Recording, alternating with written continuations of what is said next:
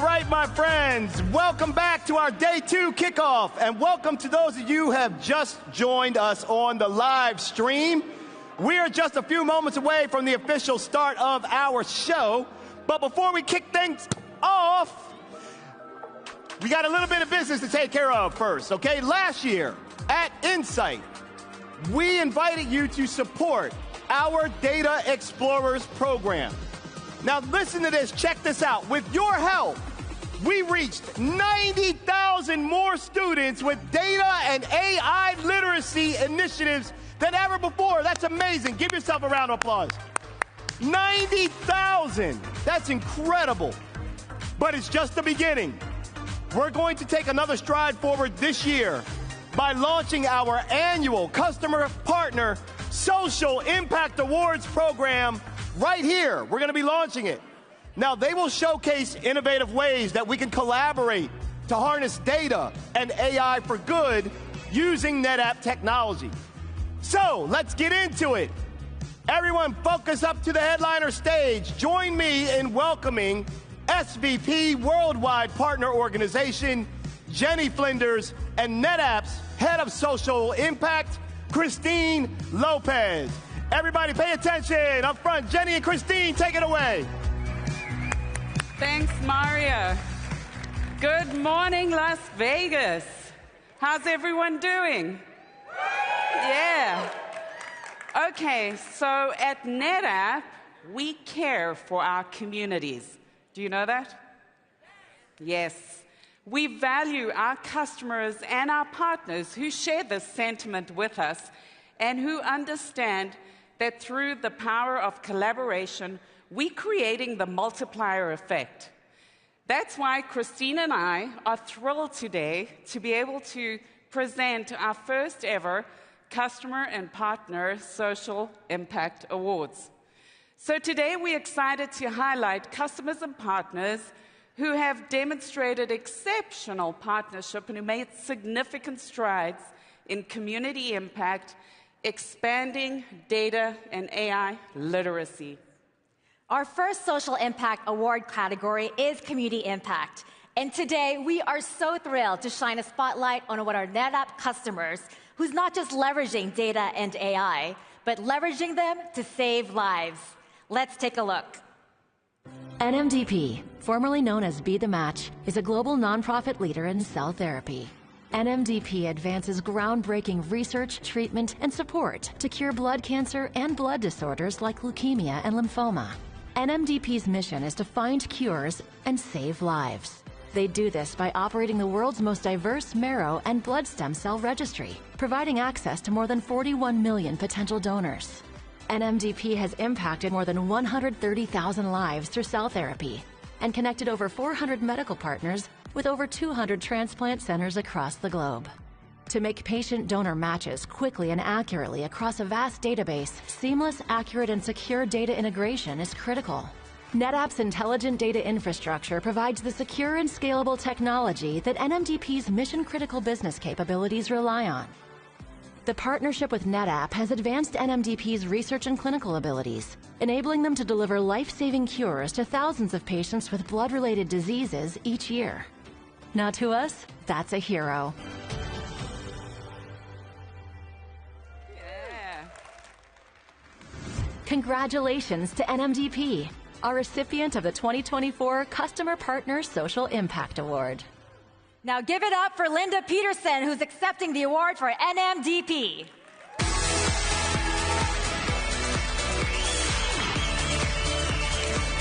Woohoo! Is there a photo? Come here, get a photo. Thank you, Linda.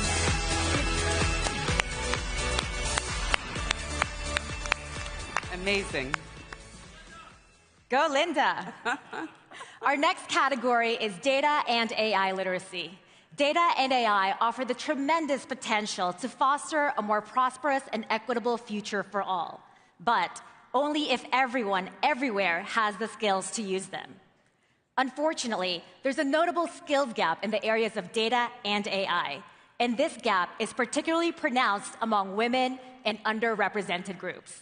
Our next winner is a NetApp partner that's making remarkable efforts to bridge this gap, creating a multiplier effect and truly scaling impact. They're offering free resources to learners of all ages, and they're doing this in some really creative and impressive ways. Let's take a look. As AI continues to transform the world of work, employees need new muscles in AI literacy to be built. So Microsoft asked a question: how can we help people learn to use AI effectively? With free AI skills training, Microsoft is providing training and certifications on LinkedIn Learning to help communities around the world harness the power of AI.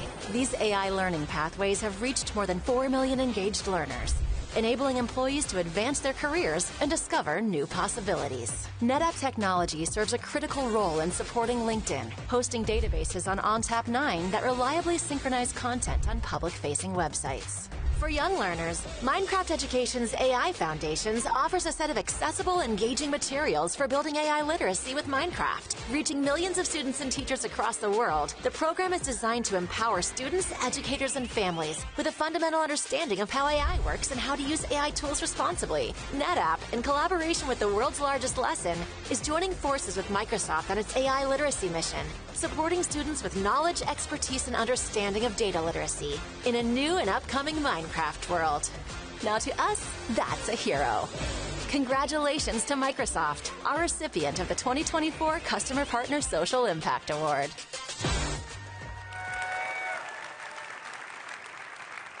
All right, so coming up to accept their trophy and these amazing swag tags. Can we just look at these swag tags for a minute? I mean, seriously. Accepting the award for Microsoft today, please welcome Jeremiah, Carmen, Chibuzu, and Priya. Congratulations! Let me see if it accepts. Of course, yes, congratulations. The face. Thank you so much. You take a picture? Congratulations. Thank you so much. Let's take a picture. Photo. Okay.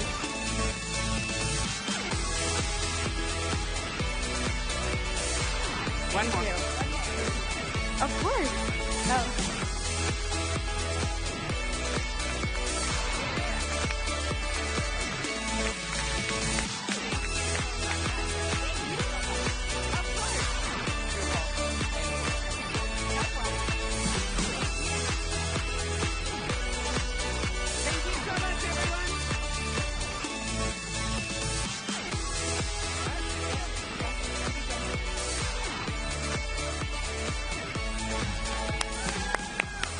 Thank you so much, Jenny and Christine. Was that amazing or what? Give them a big round of applause. That was awesome. I want some of that swag tag, by the way. I want one of those medallions. That was really cool. Congratulations to Microsoft and NMDP for their inspiring work in earning the first Insight Customer Partner Social Impact Awards. We're truly looking forward to recognizing the incredible work of NetApp customers and partners who are really making an impact at Insight 2025 and beyond. Now, for more information about the award winners and to stay updated about the Social Impact Awards, just head to Insight 2025. Visit the DEIB and Social Impact booth. Go check them out, and you'll get all the details that you need right there. You'll also have a chance to experience Microsoft's Minecraft worlds created by Microsoft, Minecraft, EDU, and NetApp. Those Minecraft worlds are really cool, so go check that out. You'll also learn about how you can contribute to NMDP's mission of saving lives. We're excited and inspired by this year's inaugural Customer Partner Social Impact Award winners, and we look forward to recognizing the incredible work of NetApp customers and partners who are making an impact at Insight 2025 and beyond.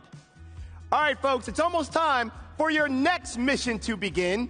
Our big keynote is just a minute away.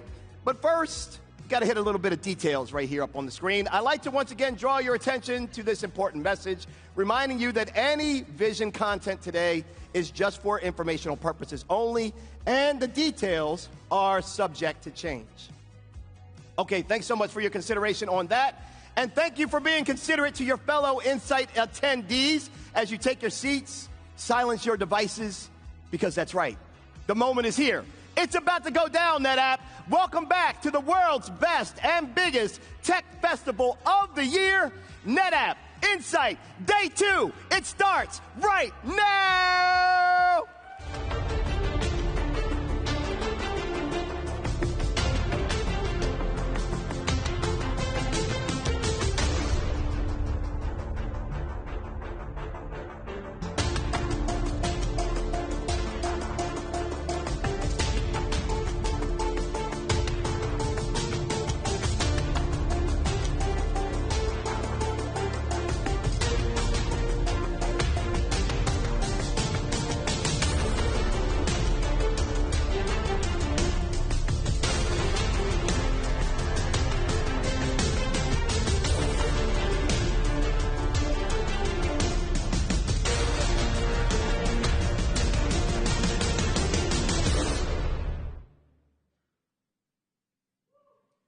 NetApp Insight, what is up? You all ready?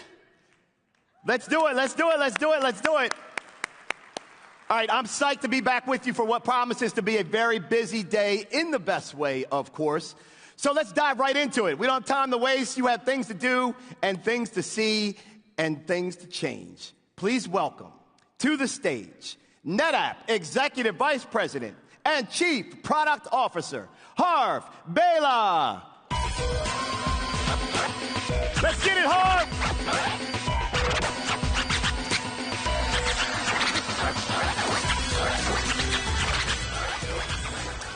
Well, hello everyone. I am Harv Bhela. I am the Chief Product Officer at NetApp, and it is so good to see you all. This is an exciting time for NetApp. I'm pleased to be here to discuss what we have been hearing from our customers, from all of you in the audience, and to discuss how our products can help you solve your biggest data challenges and give you a glimpse into what lies ahead. Now, yesterday, George outlined how we are all in the era of data and intelligence. And unlocking the value of your data is really critical. But for all of you to take full advantage of your data, you tell us that you need to overcome some major problems. For example, exponential data growth. That's increasing cost and complexity for all of you.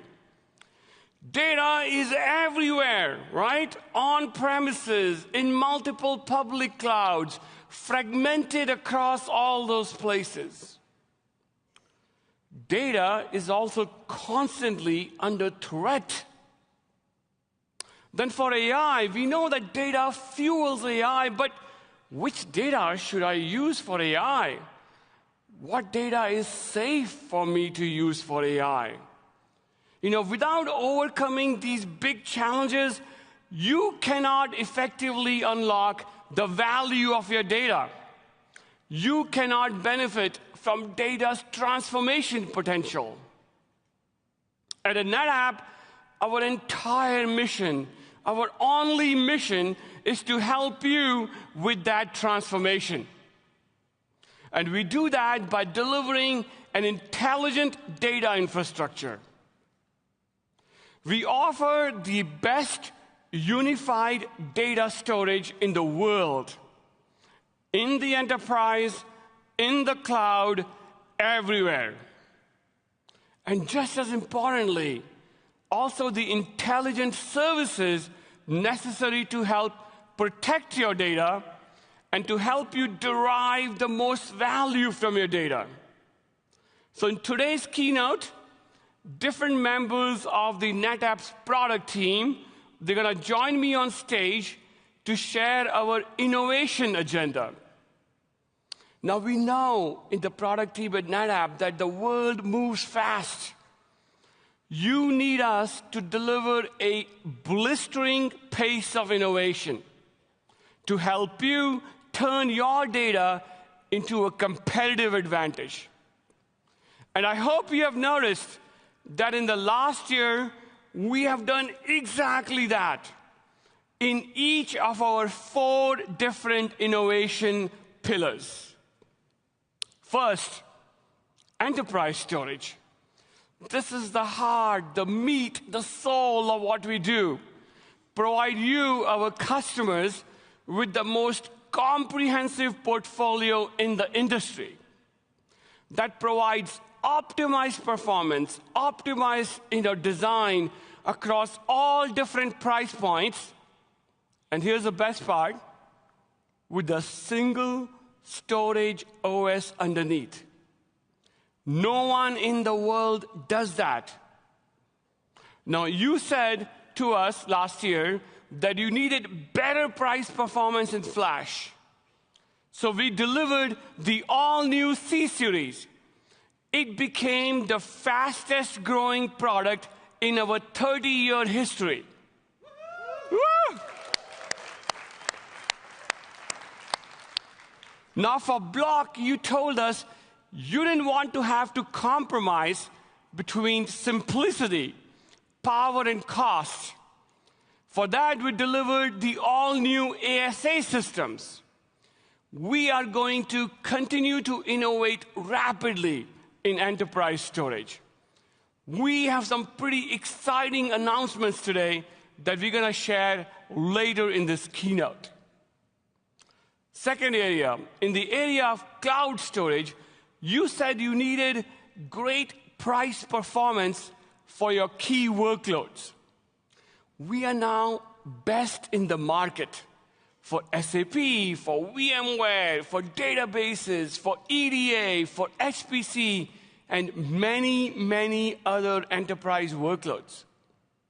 Now, you told us that your data is in multiple clouds and multiple regions. So in the last year, we delivered a first-party storage service in Google Cloud. We also delivered the new Flex service level. That is in every region of Google Cloud. And it's the right price for less demanding workloads. So what does that mean? All that means is that we are now in every major public cloud.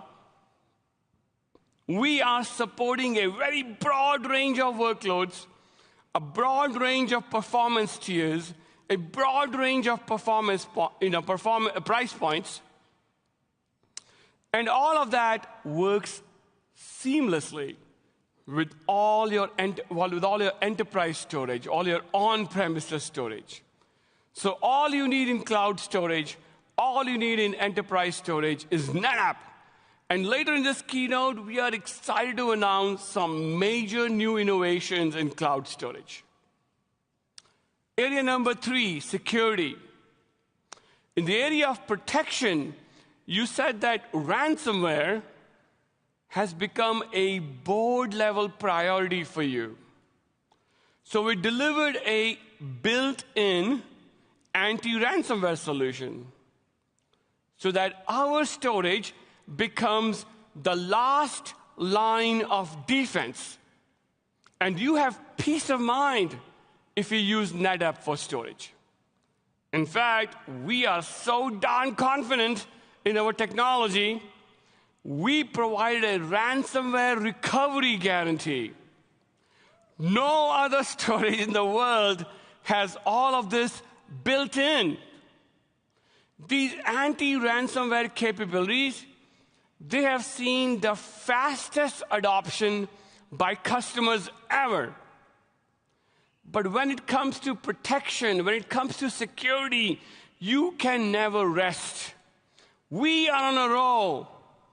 Later in this keynote, we are going to outline some major new innovations to take our protection capabilities to the next level. Next area, in the area of AI, we all know that AI is a big deal. But many of you have told us it's not easy to scale AI. It can be complicated, it can be costly, it can be time-consuming. You said your data scientists, they spend most of the time, unfortunately, not doing data science, but just waiting, just copying data. So we delivered direct integration with several different AI workflow tools to remove these productivity blockers. You told us that AI needs to be done responsibly. Like, how do you trace model versions back to the specific data set you used?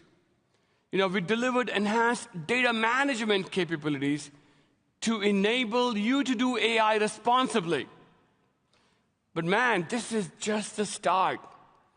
Our vision is to help you bring AI to all your data, everywhere your data is. We are investing heavily to build the best storage, the best data infrastructure for AI. We have some really big news to share about this later in the keynote. So now let's start with our first area, enterprise storage. You are going to love the innovations we're announcing. And to tell us more, please welcome Sandeep Singh, our SVP GM of Enterprise Storage.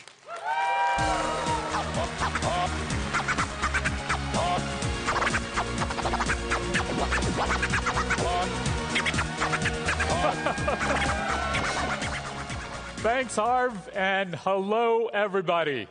It is great to be here with all of you.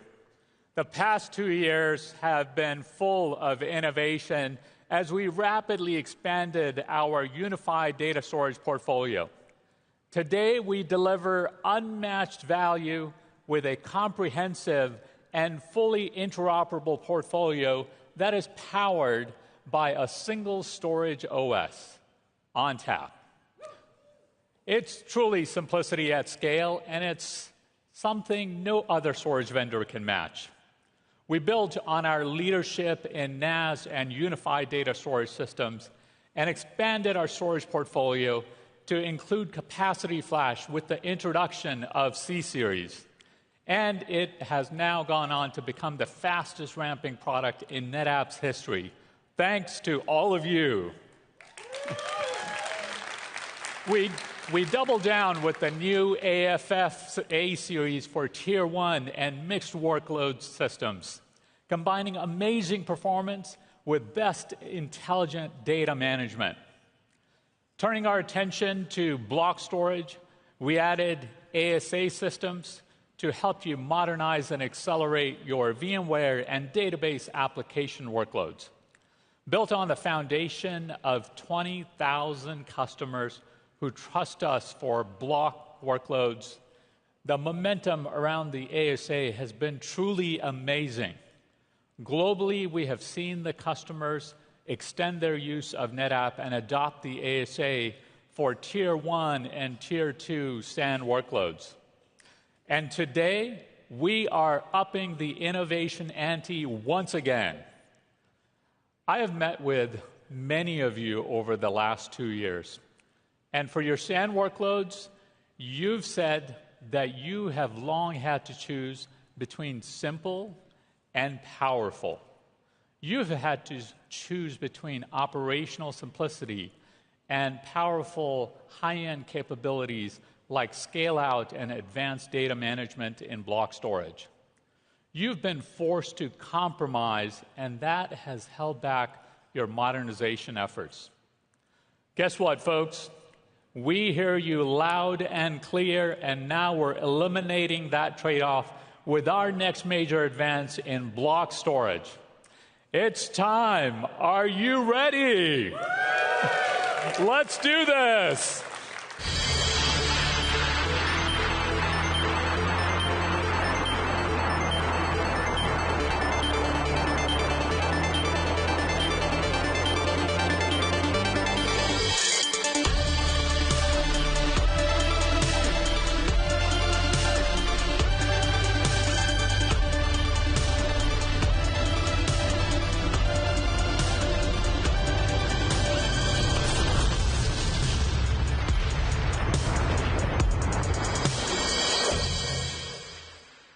It is my pleasure to introduce you to the new NetApp ASA A-Series.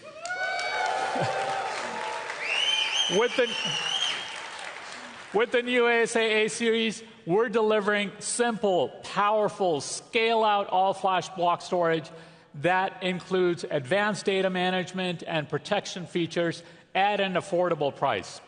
ASA is going to enable storage modernization for every organization. Just like the AFF A-Series, these systems come with a beautiful light-up bezel. On behalf of all of the hardware lovers and the ASA team, I'm going to give these systems a hug. All right, let's dig in. NetApp ASA A-Series gives you 3 key advantages. First, it's simple. That means deployment in minutes, provisioning in seconds, and protection with 1 click. Getting yourself up and running with the ASA is fast and easy. It's so simple that anyone can manage it. Second, the new ASA A-Series is powerful. You can accelerate your VMware and database application workloads with millions of IOPS and consistent sub-millisecond latency. And it's packed with advanced capabilities like scale-out clustering, 6 nines data availability guarantee, ransomware recovery guarantee, and built-in intelligent data management. Third, and you're going to love this, ASA provides unmatched affordability with a price advantage with up to 50% less than the competition, leading raw to effective capacity and a far better overall total cost of ownership. It puts storage modernization within reach of every budget. So you get simple, powerful, high-end capabilities and unmatched affordability all in a single product. What does that mean for you? First, we can help you optimize and lower VMware costs by up to 25% by offloading data management onto ONTAP. And you get unmatched hypervisor flexibility for the future. Second, we can help you modernize your hybrid or disk-based block storage with all-flash without breaking your budget. ASA is your answer. Third, if you are like so many of our customers who love their ONTAP experience, we can now help you bring that to your block storage workloads and get simplicity at scale. Speaking of simplicity, I said up front that it's so simple that anyone can manage it, and I meant it.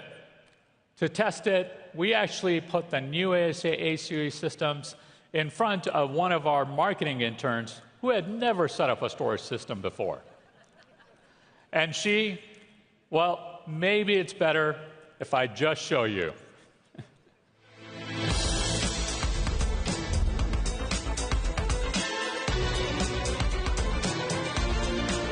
Hello, everyone, and welcome to the ASA SAN in 60 Seconds Challenge. I'm Phoebe Go, and I'm joined today by Kathy, who's a cognitive science student at UCLA and an intern at NetApp. Kathy's going to prove to us that you don't need a PhD in storage with the new NetApp ASA. Kathy, are you ready? Get set and go. Kathy starts at the System Manager dashboard and selects the Create Storage Unit option. Kathy adds the name, the capacity, the host operating system, and the host mapping. Finally, she clicks Add to complete the process, and in just 20 seconds, she is done. From here, ONTAP automatically connects the hosts and the IQN and registers the storage. With NetApp ASA, in under 60 seconds, your SAN, including interfaces and LUNs, is provisioned and ready for your workload.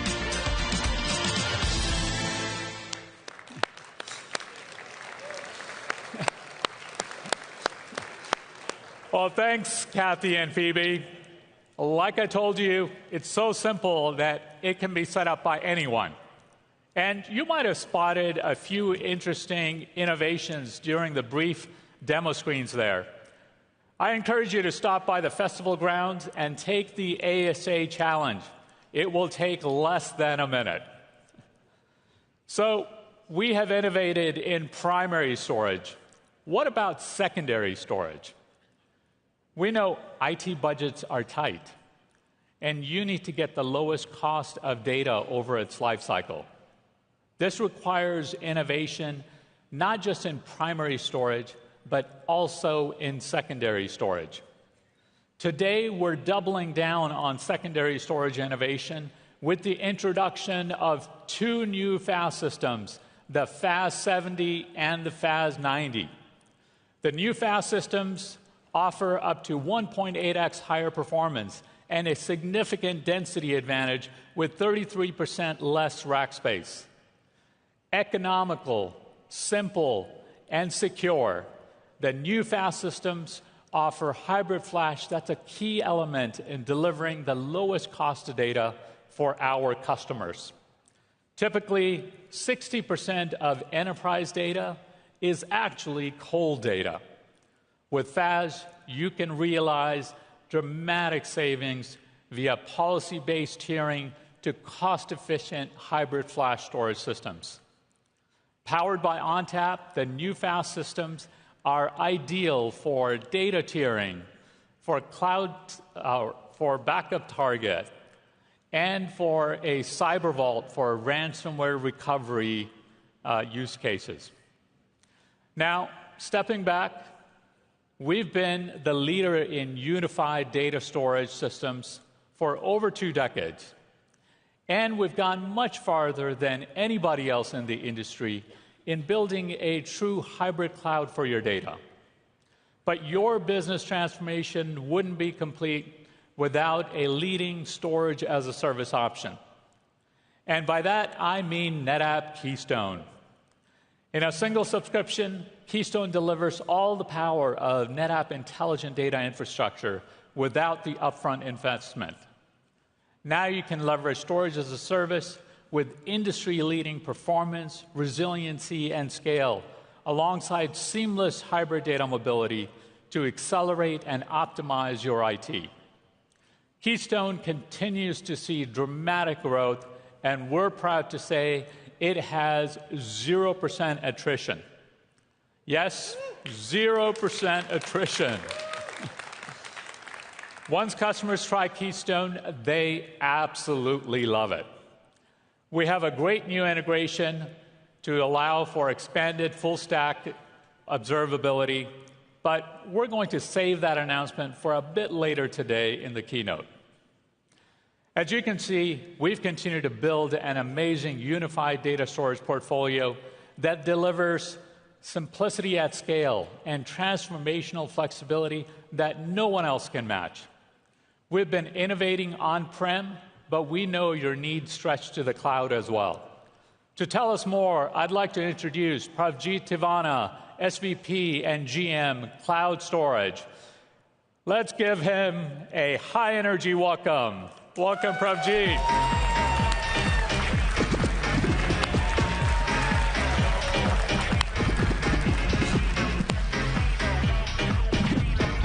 Thanks, Sandeep. It's very hard to match what Sandeep does in terms of dance and energy. Hello, everyone. I'm glad to be here to talk to you about Cloud Journey and the cloud innovation which we are doing on behalf of all customers like you. Thanks to our deep partnership with AWS, Microsoft, and Google, we are the only first-party native cloud storage available in all 3 hyperscalers. What we are super excited and proud is the global availability, growth, and scale which we are seeing with our first-party cloud services. In the past 12 months, we have onboarded thousands and thousands of enterprise customers to our highly secure first-party cloud storage service. Our customer count in the last 12 months has grown by 20%, and our storage footprint has grown by 114%. We now have more than 1 exabyte of customer data in our cloud storage.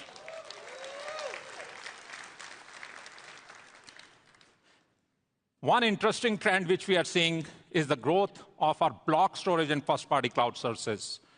We have seen 140% growth in our block storage and first-party cloud services. 3 out of the 5 customers who are onboarding with us are net new to NetApp, and remaining 2 out of those 5 are hybrid customers. Cloud and scale go hand in hand, and I'm pretty sure that by the time we have Insight next year, we would have at least 2x or 3x our storage footprint in the first-party cloud service. Having listened to your feedback, we are laser-focused on 4 pillars of innovation. So let's start with the first one. It's all about workloads.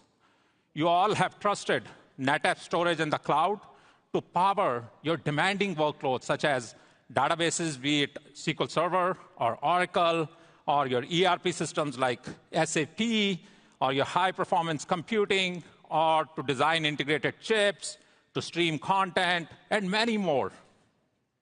And that's why our first focus area is to make sure that when you run your workloads in any of our first-party cloud storage services, it's the best destination to run it in the most secure and operations almost indistinguishable from the perfect. Over the past many years, we have built a capability called Service Delivery Engine. Service Delivery Engine is the brain or control plane behind how we do high availability, manageability, and scale out in the cloud. Service Delivery Engine removes any limits on number of volumes per customer and enables you to have petabyte scale volumes which are unmatched in the industry. In short, Service Delivery Engine powers us to have one of the best massively scaled enterprise storage service in the cloud. Let me give you a few examples. Yesterday, you heard from Girish Bablani from Microsoft about Coke Japan. Coke Japan uses a capability enabled by a Service Delivery Engine called Application Volume Groups, and they use that capability to migrate one of the largest SAP deployments serving 125 million customers, 114 applications, and by doing that, they also reduce their cost by 30%. Similarly, using our Service Delivery Engine, ability to instantaneously right-size capacity and performance based on the workload profile, Fujifilm achieved 55% savings in their cost when they moved from on-prem NAS to Azure NetApp Files. For our 1P services in the AWS cloud, earlier this year we launched BlueXP Workload Factory. BlueXP Workload Factory enables you to migrate, deploy, protect, and operationalize your workloads in the cloud.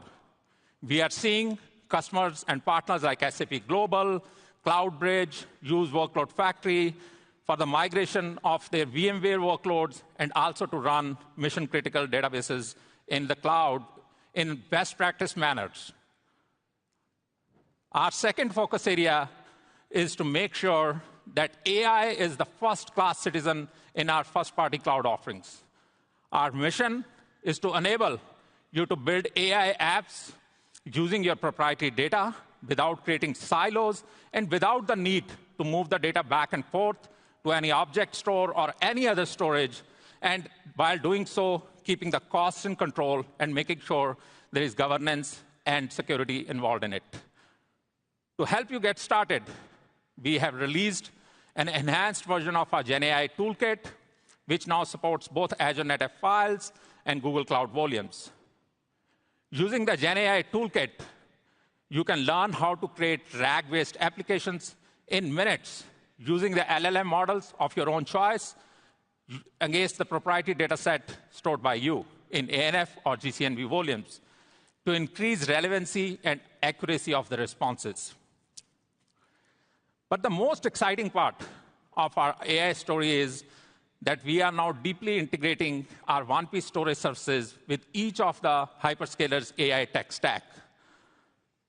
If you're using Google Cloud, you will soon be able to use Vertex AI and BigQuery for the data you stored in Google Cloud NetApp Volumes.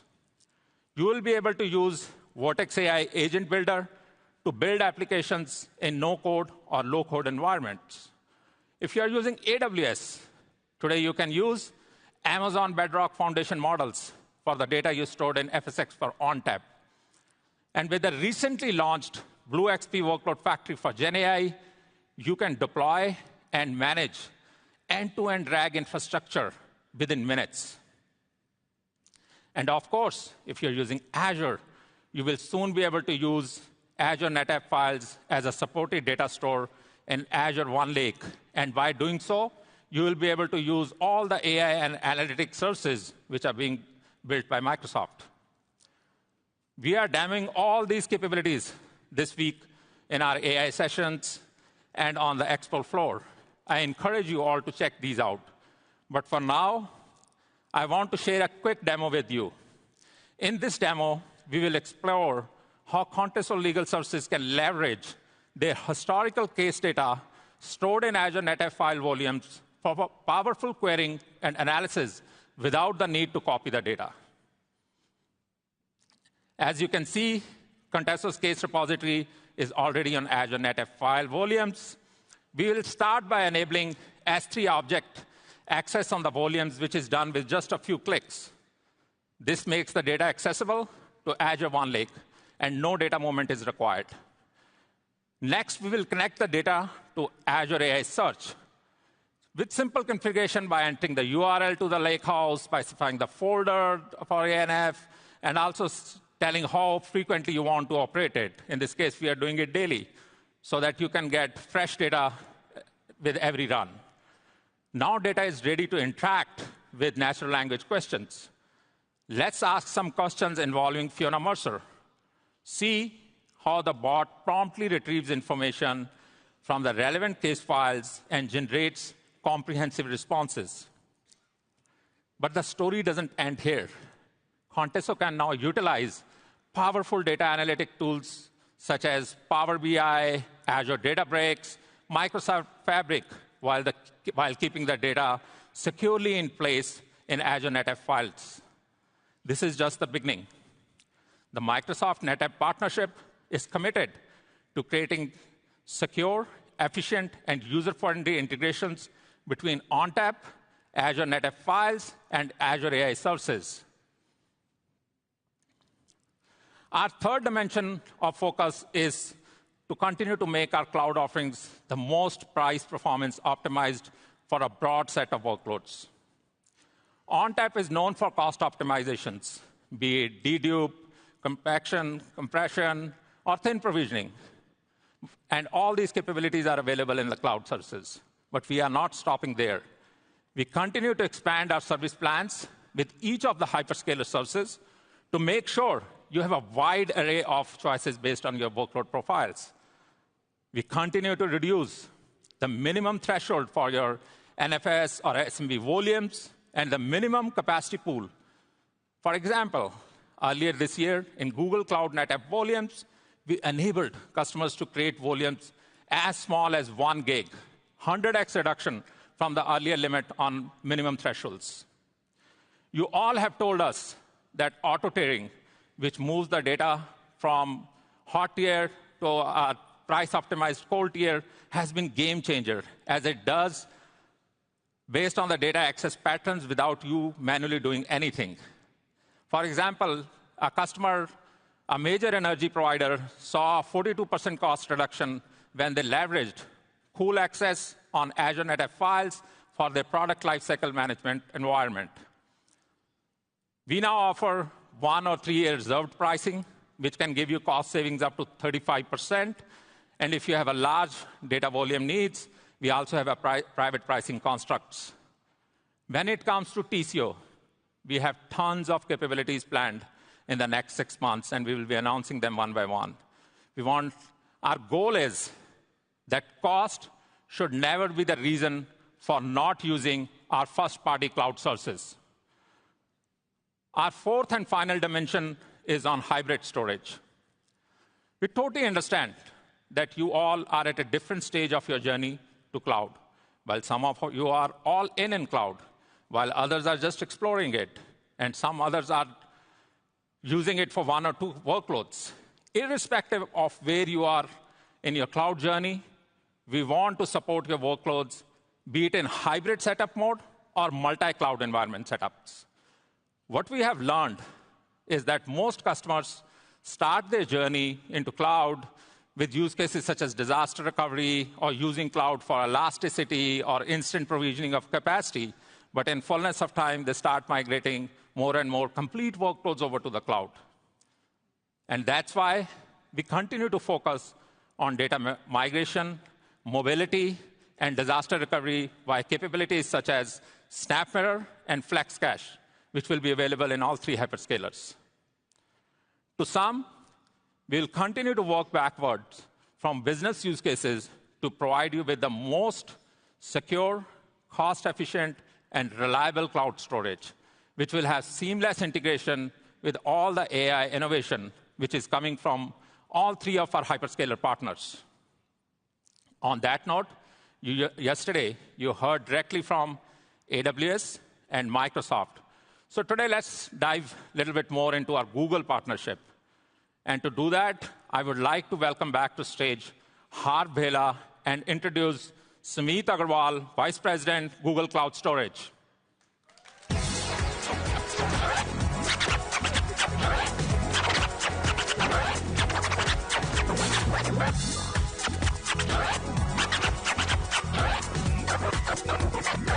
Well, thank you, Pravjit.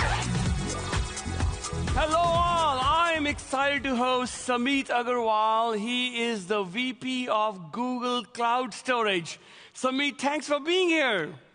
Thank you, Harv. Really excited to be at NetApp Insights. It's always good to be in a group of people who love storage as much as I do. Sumeet, we launched the NetApp Cloud Storage Service, integrated into Google Cloud, co-engineered, with you and your team, just about a year ago. Tell us more about that service. So, Harv, last year has been truly exhilarating. We have launched a very large number of capabilities just in 12 months. ONTAP, which is loved and trusted by enterprises everywhere, is now available in every Google Cloud region. We are now rapidly enabling every workload that you can think of. VMware, Kubernetes, SAP, they are all available on Google Cloud NetApp Volumes. And we know that cost optimization is top of mind for everyone. So we launched a bunch of exciting features around cost optimization. We have now auto-tiering from NetApp Volumes to object stores. We also allow you to have really small storage pools with the Flex Volume service that we have. So really exciting features. That sounds fantastic. Have you heard something from customers who have been using the service? So the results from customers are very incredible. We have a lot of customers not only migrating existing NetApp deployments to the cloud, but we have new customers who are realizing value by adopting NetApp Volumes. Let me take an example of Wayfair. Many of you are familiar with them. They are a home furnishings, e-commerce company, very large. They have a product catalog of about 20 million products and millions of customers. So they decided to migrate their Dell PowerScale multi-petabyte storage from on-prem to Google NetApp Volumes. In a matter of a couple of months over the summer, they migrated it.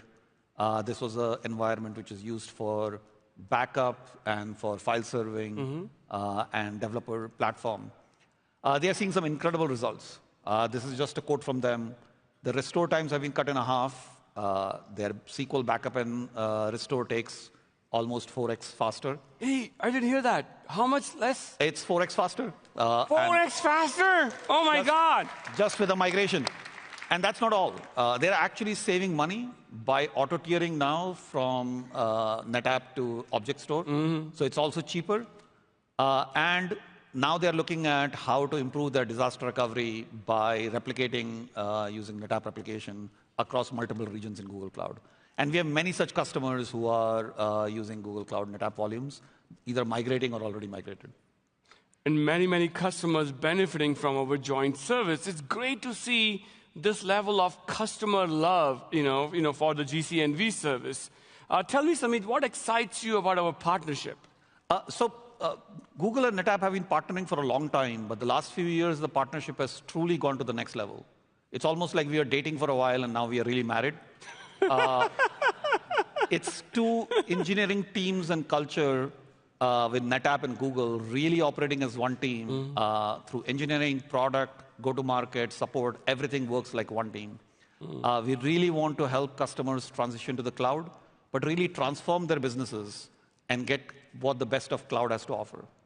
But we haven't forgotten about the on-prem and non-cloud customers. NetApp and Google have been partnering to build GDC for our on-prem customers. And so GDC, the Google Distributed Cloud, this is important for customers, right? And how are we partnering together on GDC? So, look, we are very proud of what we have built in Google Cloud. And if I had a magic wand, all the workloads will run cloud, and life will be great.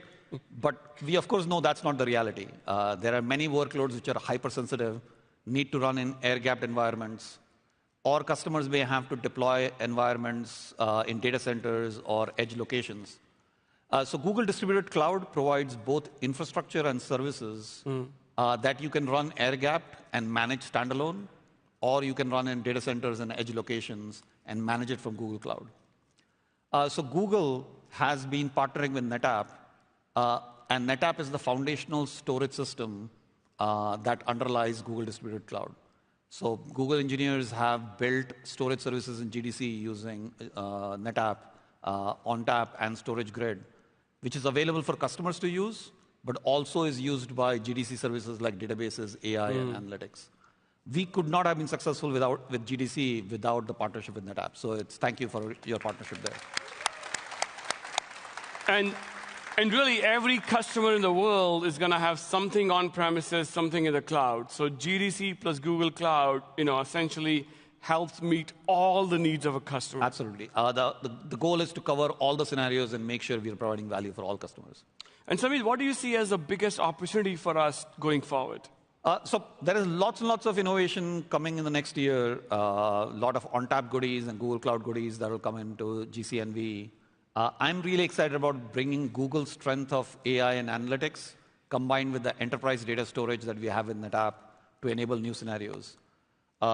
Vertex AI, which is our unified, open, enterprise-ready platform that allows you to use the best foundation models, years of investment by Google in AI research, but also third-party models, and truly build and develop applications in Google Cloud.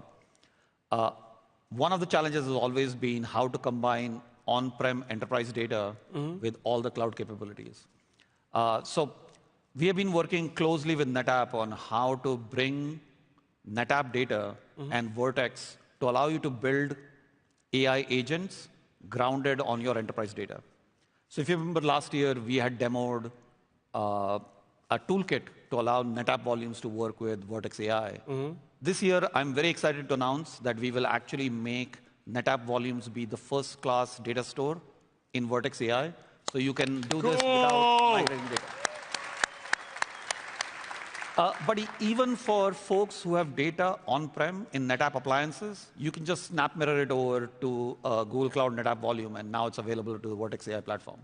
So I'm looking forward to getting this solution out to all customers and see what scenarios and applications people can build with NetApp and Google Cloud NetApp volumes. So I'm super excited about that. So let me get this right. You're saying that if you have any data in NetApp anywhere, could be on premises, could be in Google Cloud, because of the integration we've done with Vertex AI, now all of that data is available for the customer to use with all the AI toolkits and platforms that Google has. Yeah, and you can now really ground your AI on what is your treasure trove of enterprise data that has always been on NetApp. So you're bringing Google AI to your NetApp data wherever it is. Wherever it is. That is fantastic. Hey, Samit, thank you for joining me here today. Before I let you go, is there a call to action do you have for our customers here? Absolutely. Quickly, we have breakout sessions. We'll dive into a lot more detail on this Vertex AI integration and all the other Google Cloud NetApp volume features. You can also stop by our booth, see the demos in action, and also chat with the Google Cloud team. So looking forward to seeing you all. Thank you, Samit. Thank you, Harv. It was so good to see you. Absolutely.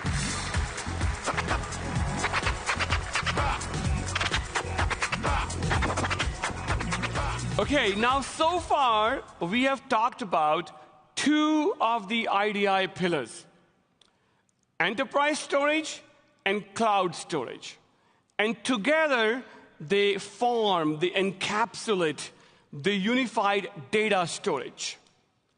But really, what is storage? Without intelligent services to truly bring that storage to life.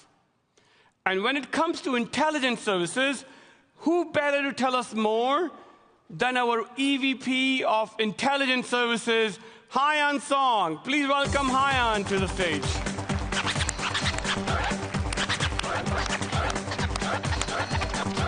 All right. Thank you, Harv. Good morning, everyone. Those innovations in block storage and or hyperscaler partners really do put NetApp everywhere our customers need us to be. They deliver the power of unified data storage at the very foundation of intelligence data infrastructure. On the other hand of the equation, how do you operationalize the data infrastructure built with this amazing unified data storage? With NetApp, it's the role of intelligent services. These services helps you manage the data and get the best value out of your infrastructure. When we say intelligent services, we're talking about two portfolio pillars. First is data and AI services. These are services that look to secure, protect, govern, and manage your data. They include services you're already familiar with, like a ransomware protection, backup and restore, data classification. You will hear from Gagan on our latest innovation in this area in a few minutes. But let me take you to the second pillar. This is all around infrastructure and workload services. These services focus on the operational aspects, on performance, on cost efficiency, scalability, and reliability.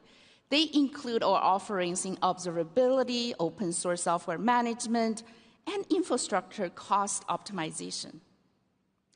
You'd be thinking to yourself, well, this sounds a lot like NetApp Cloud Ops. Well, you'd be right. Cloud Ops is no longer a standalone portfolio. It has evolved. It's now part of NetApp's Intelligence Services family with an expanded charter to deliver value to all NetApp customers and to bring intelligent operations to your full data infrastructure. So let's use our cloud journey to illustrate. Being part of the Intelligence Services family means working together with our unified storage from, Pravjit, you've heard a lot about the latest, and Sandeep, I'll tell you a lot more about that, to support every step of the way of the journey.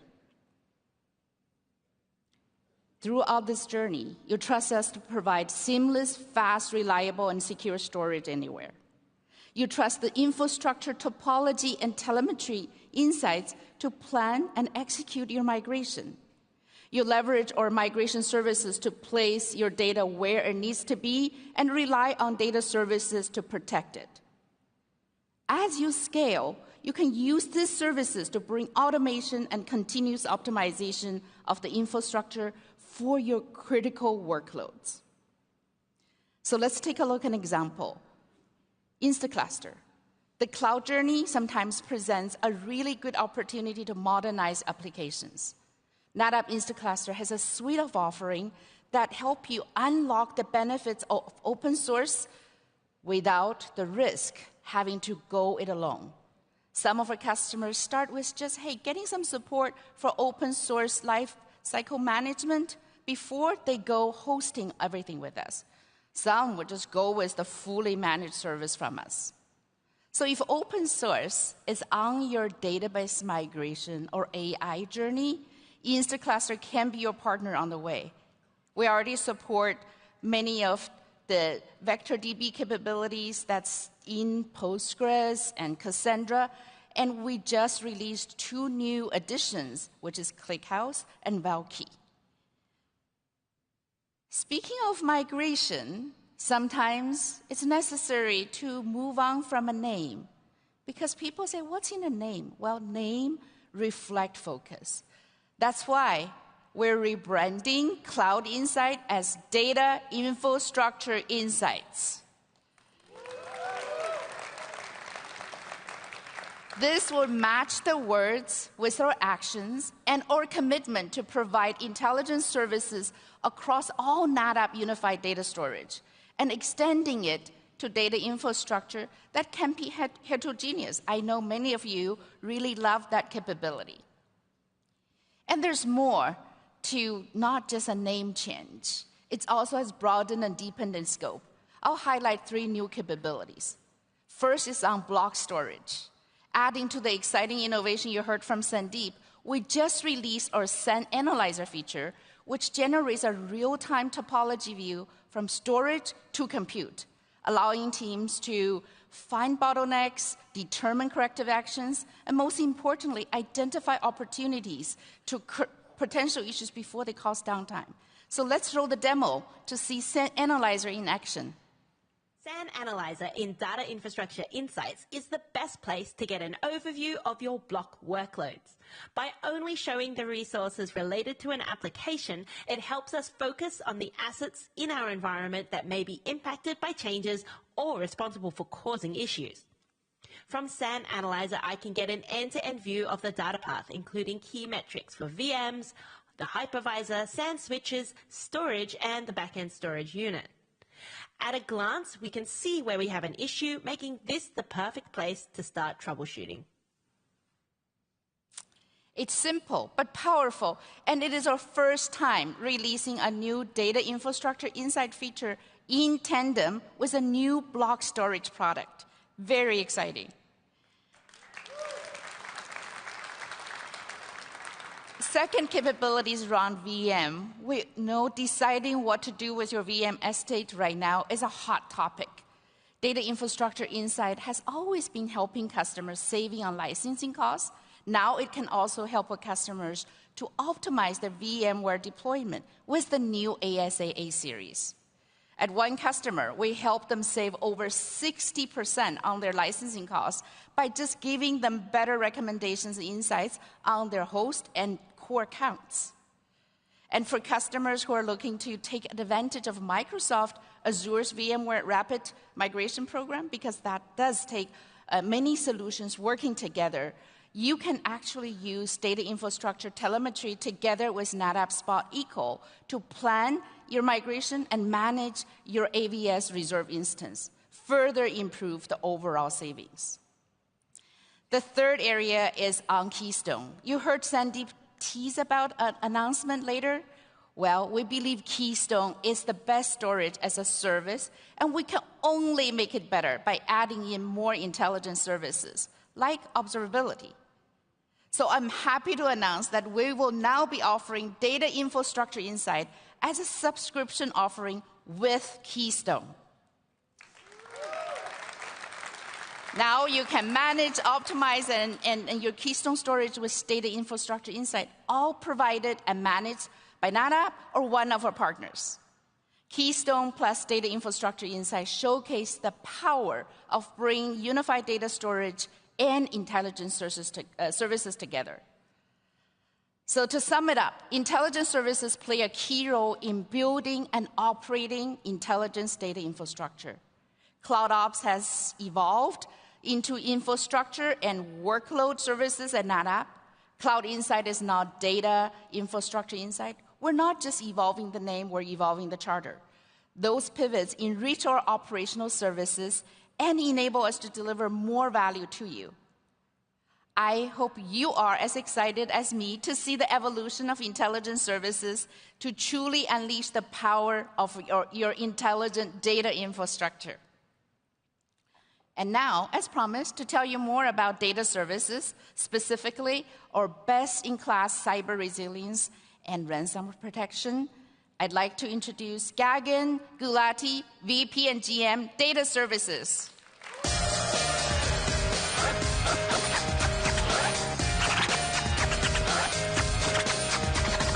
Take it away.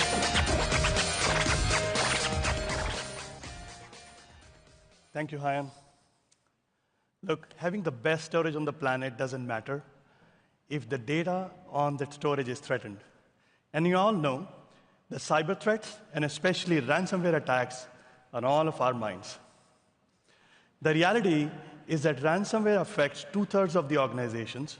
It takes an average of 200 days to identify the attack and costs an upwards of $4 million to remediate, potentially taking months to recover.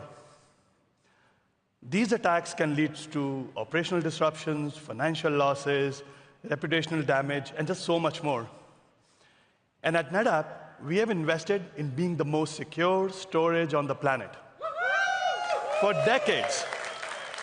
And we continue to innovate to maintain that leadership. Across all your layers of protection, storage is truly the last line of defense. Because when all else fails, you need your storage to actively step in and then help you protect your data, detect attacks, and recover quickly to get you back in business. And this year, we were one of the inaugural companies to sign on the US government Secure by Design program. We're going to keep pushing the state of the art to keep you safe. Okay, so when it comes to protecting yourself against ransomware attacks, you really need 3 things. 1, lock down snapshots and backups, especially in a cyber vault. Real-time ransomware detection with the highest accuracy. And then quick and orchestrated workload-based recovery to reduce the overall impact of business disruptions.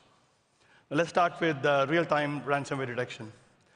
Look, most attacks, they will happen fast. Attackers may be dormant in an environment, but when they attack, they will encrypt your data very quickly, and they're going to leave very quickly. So if you don't detect them in real time, then by the time your backups are taken and you run your anomaly detection, it's already too late. So the quicker you detect the attacks, the faster you can respond to them. We were the first storage vendor to introduce real-time ransomware detection features into ONTAP in 2021, and we call it Autonomous Ransomware Protection, or ARP. This allows you to detect ransomware attacks in real time for your primary storage and respond by taking snapshots right away and blocking the attacker from doing any further damage, and even sending alerts to your security teams for further response. We built this technology to keep you safe, and you have responded by adopting it in record numbers. ARP is now deployed across tens of thousands of controllers amongst thousands of customers. So if you've not turned it on, just go home and do it. We've included it in our ONTAP 1 licenses now, so it's no extra cost. Just go and do it. All right, and you know what? We're just getting started. Earlier this year, we announced the preview of the next generation of ARP, leveraging the power of AI ML. Naturally, we'll call it ARP AI. We went out and had ARP AI tested by one of the most prestigious security testing labs in the world, the SE Labs, and they validated that our technology detected 99% of the attacks in real time with 0 false positives. We got the AAA rating on the first attempt. Is that awesome? And today I'm pleased to announce that ARP AI will be generally available with ONTAP 9.16.1. But that's not enough. It's not enough to ship these models and then leave them there sitting static, because the attackers, they are continuing to evolve their techniques every day. That's why I'm also happy to announce that with 9.16.1, we will provide automatic updates to these ARP AI models in ONTAP without you having to worry about upgrading ONTAP itself. This is pretty awesome. Let me tell you how this works. So imagine how antivirus companies keep your computers safe and up to date. They regularly send you updates without you ever knowing about them or having to reboot your laptops. AI model training is a continuous process. We get daily feeds of these new ransomware attacks happening across the globe from many security research companies. And almost daily, our research teams then add these malware streams to our existing mix of training data, and we retrain our models. When these new models are more effective in protecting you against those new ransomware variants, we just push them to your ONTAP systems, and that, my friends, is how the magic that'll keep you safe. All right, now let's move to recovery. I know that a lot of you guys have backed up your data with NetApp, and an increasing number of you are using tamper-proof snapshots and are creating cyber vaults with SnapLock. That's all awesome, thank you. But great defense means nothing if you can't get back to business quickly. You need to ensure that you're able to recover holistically, not file by file, but the entire workload. Because at the end of the day, it's about minimizing the business disruption. And this is where our BlueXP ransomware protection service comes in. This service not only orchestrates your protection by backing up your data, it also helps you respond and recover from ransomware attacks at a workload level. Now, this service has been generally available for a few months now, and early adopters are loving it. And today, I'm happy to announce that we are now integrating with many more SIEM providers so that your security incidents can appear in the dashboard of your choice. Let me go ahead and show you how it works. So let's start with Samuel. He's a security operator. In this Splunk Cloud SIEM that you see on the screen, he sees that he received a high severity alert from BlueXP about a potential attack detected on NetApp storage. So he goes to BlueXP to find out that the same alert has been received. He decides to investigate it. First, he sees that the anomalous activities can be mapped to a suspicious user, John Reed. This capability is provided by our integration with Workload Security's UEBA. He sees that the attack was detected 5 minutes ago. Now, that's pretty awesome. Real-time ransomware detection. 31 files and 0.2 terabytes of data was impacted, and that John encrypted and deleted some files. Now, Samuel can also see that snapshot copies were automatically taken thanks to ARP. So you have a safe recovery point already. So he decides to drill into the first incident to see what's going on. Here, he gets more forensic detail. He can look at the anomalous file activity and the specific files that were impacted. Now, using this forensics info, Samuel has figured out that John Reed's access needs to be blocked. And with a single click, he blocks John. Now that John has been blocked and cannot do any more damage, Samuel can resolve the incident. So he clicks a button and says resolve, and then he notifies Dana. Dana is the app owner. The app owner who has to now start restoring the app. So now Dana comes in. She goes to the recovery tab to start the restore process. She clicks on restore. Now, remember that BlueXP ransomware protection automatically recommends the latest available snapshot taken just prior to the first reported attack. That's the power of AI running behind the scenes. Dana chooses to restore using that snapshot. That saves her a lot of time rather than figuring out which snapshot to go after. She also chooses to restore the application on a new location, while the security team investigates the attack on the previous location. So at this point, with clicks of buttons, Dana has restored the app, and ideally, the company is back in business.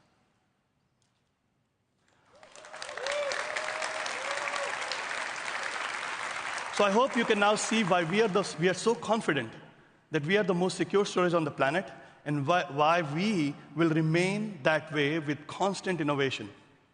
Customers around the world trust us to store their most sensitive data, and we treat that with utmost respect.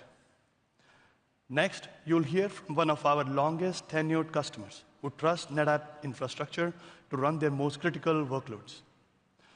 For this infrastructure to continue to meet their ever-growing demands, intelligent services are crucial. That includes the data services to secure and protect their data, and infrastructure and workload services to help their applications run at peak performance. But rather than just tell you what they do, why don't we show you?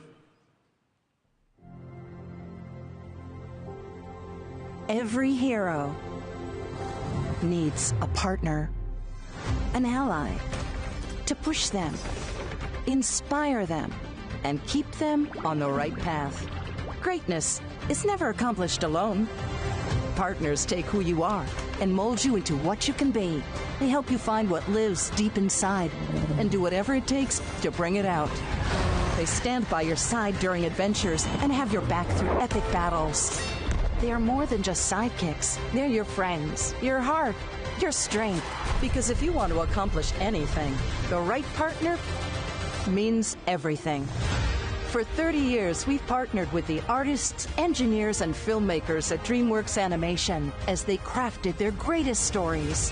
For 30 years, we have supported them while they were drawing, lighting, and animating millions of frames, bringing their biggest heroes to life. And for 30 years, NetApp has protected file after file with a singular approach to intelligent data infrastructure, because turning dreams into reality for 3 decades is truly a great accomplishment. And greatness is never accomplished alone. 30 years of pictures, 30 years of passion, 30 years of partnership.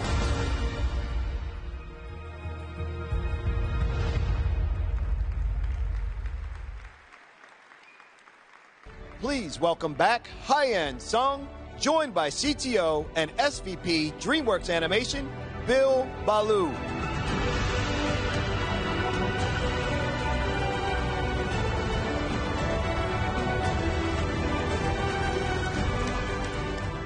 Bill, it's fantastic to have you with us right after that amazing trailer.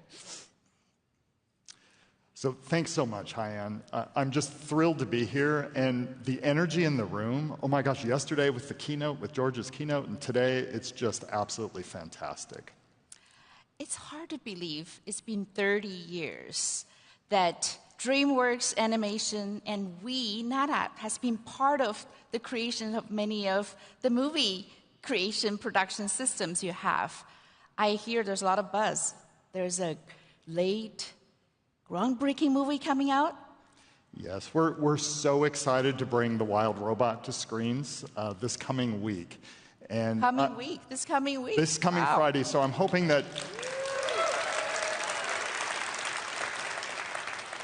So the task for everybody here is to go see the movie this weekend. So I'm even more excited because we get to bring a special clip from the movie. But I also have a personal message from 2 people. Well, let me just say that they were very involved with making this film. So let's take a look. Shall we sit down? Yes. A number of Universal Dynamics robots were lost in a typhoon. Chance of recovery is unlikely. You need to learn how things work on this island. Hello! Goslings imprint on the first thing they see. Here is another now. His chances aren't super good. I will protect him. He's got to leave this island by fall. It is more dangerous for him than anyone else. But he has a chance. If where his wings end, his heart can pay the balance. Sometimes, to survive, we must become more than we were programmed to be. You are ordered to return home. I am already home, and I am a wild robot.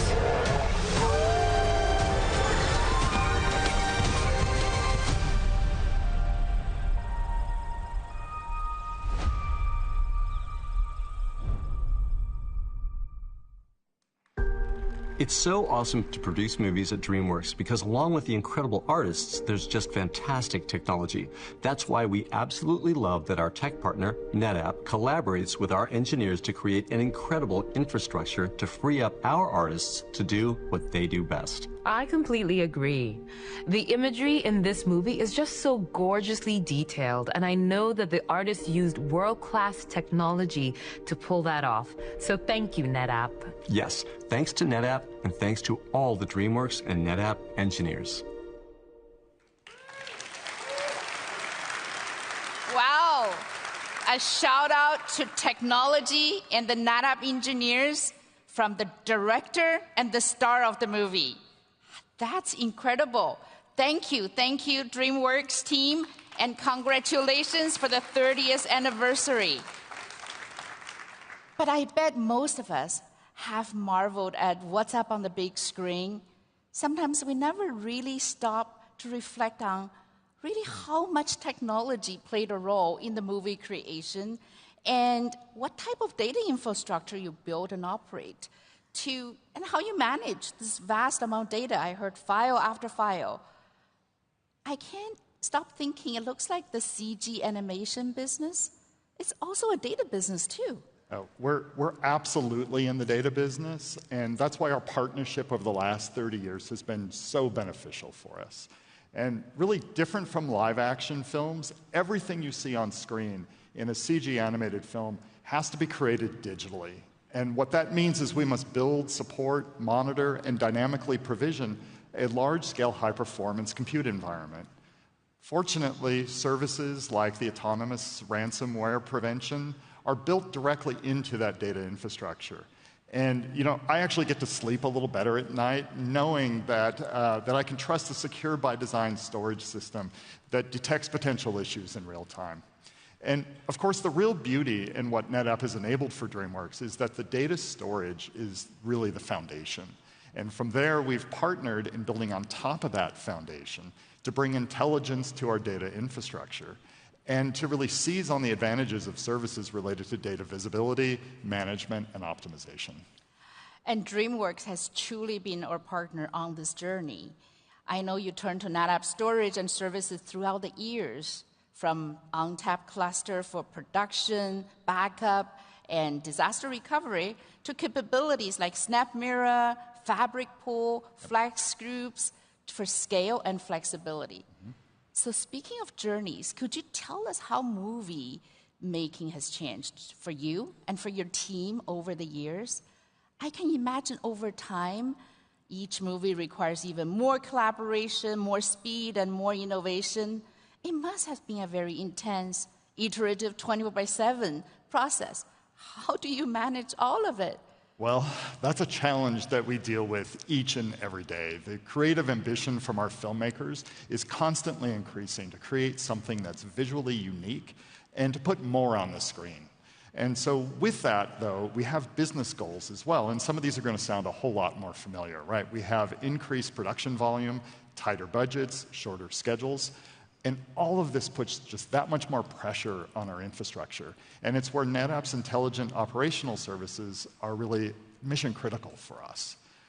In our film, Roz, who's our robotic heroine, she analyzes her environment to best be able to adapt to it, and to be able to complete her tasks. Because as you'll see in our film, a ROSM unit always completes her tasks. So this is what Cloud Insights, now called Data Infrastructure Insights, does for us. Analyzing our infrastructure and generating alerts in real time. And this allows us to get ahead of any issues before they become bigger problems. And more importantly, it allows our artists to stay focused on just their amazing work and to put more up on the screen. So here's something that may surprise you. For just one of our CG animated films, we create more than 500 million digital files. And yes, that's billion with a B. So we rely on the cutting-edge technology that NetApp provides to give us the scale that we need and to ensure that the products that we put into the marketplace, like the Wild Robot, are of the highest quality and fidelity and continue to resonate with our audiences. So if you let me plug one of the sessions later today, if you'd like to learn more about how technology plays a role at DreamWorks and in the media and entertainment space, I would encourage you to check out the panel at 2 o'clock today with our very own Scotty Miller. Please do. Thanks, Bill. You really brought to life what happens when we bring unified storage together with intelligent services to deliver intelligent data infrastructure. And we are so excited to grow the partnership for the next 30 years for many more amazing movies. I know I'm speaking for myself, but probably many of you are looking forward to watching The Wild Robot. So let's give Bill a big round of applause. Thank you so much. Thank you.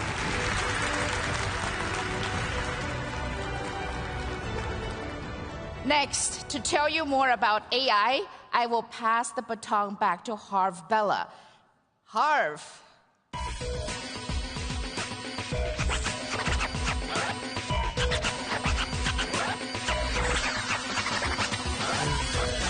Take it away. All right.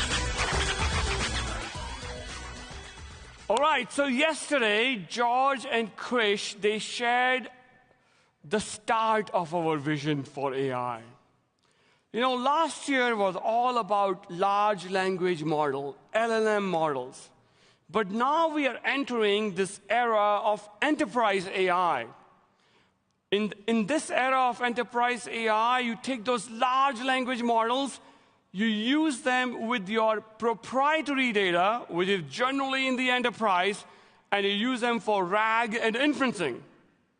This is what every enterprise in the world will do for Gen AI. This is what all of you need to unlock Gen AI value for your company. I believe NetApp is very uniquely and best positioned for this world of enterprise AI. For example, Gen AI largely operates on unstructured data. And a very, very large amount of unstructured data in the enterprise is already in NetApp. Second, AI is inherently hybrid. Training is usually in the cloud, data is usually on premises, and NetApp is the only one that has a seamless, hybrid, multi-cloud workflow for AI. Third, our data management, our data mobility, our metadata management capabilities. That's what made ONTAP loved by customers in the first place. And now with the integrations we have done with the MLOps and RAG pipelines, they are key for building AI workflows. They are critical for responsible AI. They are important for the productivity of data scientists. And finally, our built-in protection, those anti-ransomware capabilities, they become even more critical when more and more workloads become AI-driven. So at NetApp, we strongly believe that innovation is not innovation unless everyone in the world can benefit from it. We at NetApp, we are helping democratize enterprise AI. We are enabling every enterprise in the world to do this more easily by using NetApp storage as a data foundation for AI. And now we have some really, really amazing new things to announce today. Our vision to have the best storage and infrastructure for AI help all of you bring AI to your data everywhere your data is. And to tell us more on that, please welcome Krish, who's our SVP GM of Platform. Krish, come on stage.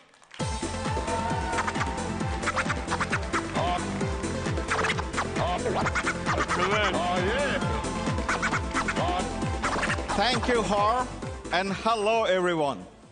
NetApp's AI vision is to enable our enterprise customers to unlock the full value of their data by unleashing the power of AI. At its core, George talked about it yesterday, AI is a data problem. It's actually hard, complex, time-consuming. But our goal and mission is to help you bring AI to your data in a way that's intelligent, agile, and secure, wherever and however you want. NetApp is innovating across the entire stack to make your infrastructure and data AI ready. We are investing across the portfolio. We want to give you the best infrastructure for AI that's performant and gives you predictable throughput. We are innovating to give you an AI data engine that has all the ONTAPisms you really love and value with new things like global metadata management.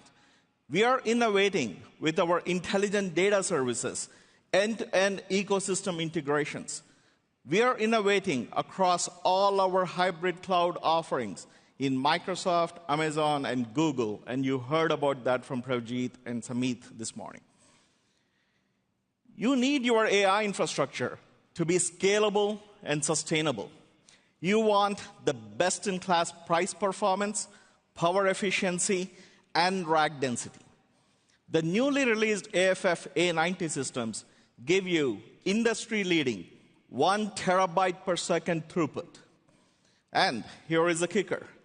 ONTAP achieves this performance while leveraging open protocols like S3 and PNFS over standard Ethernet. So, no need to be tied to non-standard protocols, no data silos, no vendor lock-ins. ONTAP's performance is validated by many customers like you in the room who are using our infrastructure for your training models. And we have the data to back it up. Most of our competition have fractured their product lines to give performance either for random I/O workloads or for sequential I/O workloads. But guess what? We can beat them for both the workloads using standard protocols. Right? We give you superior performance for reads and writes for random I/O and sequential I/O. No one else can do that. Woo! Go ONTAP. Okay, so as a further proof point, NVIDIA is certifying NetApp's A90 systems for their NVIDIA DGX SuperPod AI infrastructure. This is incredible. This is great news for everyone in the room because you get to take ONTAP's data management with the superior performance. That's what we have heard from the customers, and you're going to get that. This certification will complement and build on what we have already done with NVIDIA with our baseboard certification. But we're not stopping there. For those of you who want extreme performance for your LLM model training, we are introducing a game-changing innovation to ONTAP. So today, I'm excited to announce we are building a disaggregated storage architecture. It enables full sharing of the storage backend. It maximizes utilization of network and flash speeds. This will dramatically improve the aggregate throughput of your clusters. It will reduce rack space, and it will improve power utilization. Most importantly, you can scale performance and capacity independently. And guess what? This is still ONTAP. It's built with the same resiliency, multi-tenancy, security that you all love. It's also the same API surface. It comes with all the ONTAP's proven data management features, like Snap Mirror, Flex Cache, Flex Clone. We have working implementations of this, AI-optimized, fully disaggregated, engineered hardware today in our labs. I want to hear from you this time next year how this has transformed your AI data journey in your data centers.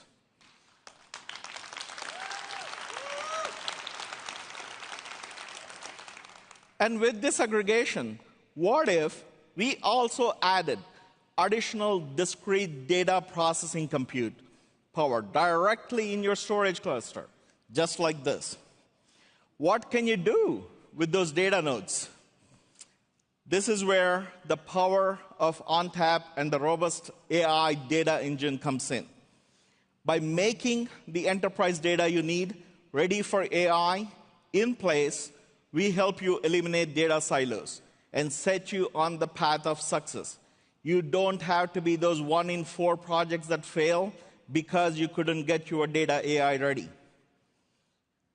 And NetApp's new AI data engine will automatically provide you with a unified, structured, queryable view with the triggers to power all your AI workflows. You also heard me talk about this and demo it yesterday. So most of the AI workflows are also inherently hybrid and will involve moving data across your on-prem and cloud environments. And we are the only storage provider that can offer this capability to you and not require you to export, manage, secure, redundant, and costly copies of your data. With technologies like FlexCache for bursting to cloud and our 1P integrations with hyperscalers, there is no one else who can bring AI to your data like we do. No competition. So your AI workflows today have a policy engine, change detection engine, vector embeddings, vector databases, classifiers. We can leverage ONTAPisms like SnapDiff to make this AI data engine automatically capture changes to your data and create a unified, structured view. This is going to be queryable, instantaneous, and will have APIs to back it up. We can also generate highly compressed vector DB embeddings. We talked about how when this thing is done in ONTAP, you get 5x the space savings that you don't get from anyone else. What if we brought together this arsenal from ONTAP to simplify and remove that complexity? We're going to do that by bringing everything you love about ONTAP close to the data. We can also generate the vector embeddings in a very efficient way. We talked about that one. Okay, so what can you do? You can then add in the components of your choice. So this is what our data scientists love, right? They love to have their own LLMs. They want to bring them. They want to bring their own tools. They just want good, high-quality data to bring it all to, so that they can actually deliver semantic searches and RAG inferencing in place. So yesterday, we showed you this complex topology at one of our customers. What if you brought that NetApp AI data engine to transform and actually simplify this complex picture? Okay, and we do exactly that. Isn't this much simpler? Oh, let's go. And we could do this while reducing data movement, cutting down the number of complex different tools needed by embedding the vector databases in place. Okay, so now that we have got this amazing NetApp AI data engine, let's bring together the intelligent data services for AI. Let me actually show you, how this whole thing gets to be put together.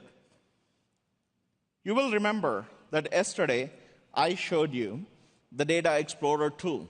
I showed you how it's actually great at synthesizing files and object streams, and how it has the natural language to build and curate your data collections. These collections could be dynamic or could be static. When they are dynamic, they keep up with your data changes. So you don't have to worry about running your expensive AI operations on all the data all the time. In this case, I have a data collection that's based on clinical data about pneumonia. We can deploy the data collection directly into the NetApp AI data node. And this creates an optimized vector embedding that you can use for your GenAI application of choice. Let me demonstrate how that works with NVIDIA NeMo integration. Right here, you are in the NVIDIA LLM playground, and it provides us a basic chat interface. I'm going to go ahead and select the knowledge base. This will automatically connect our data collection using RAG. So let's ask it a question. Can it summarize doctor's notes about pneumonia patients with diabetes? And as you can see, it will go ahead and use the data in the doctor notes to come up with a summary. And this summary is constantly updated and newly created content, right? So when you add data, the content refreshes.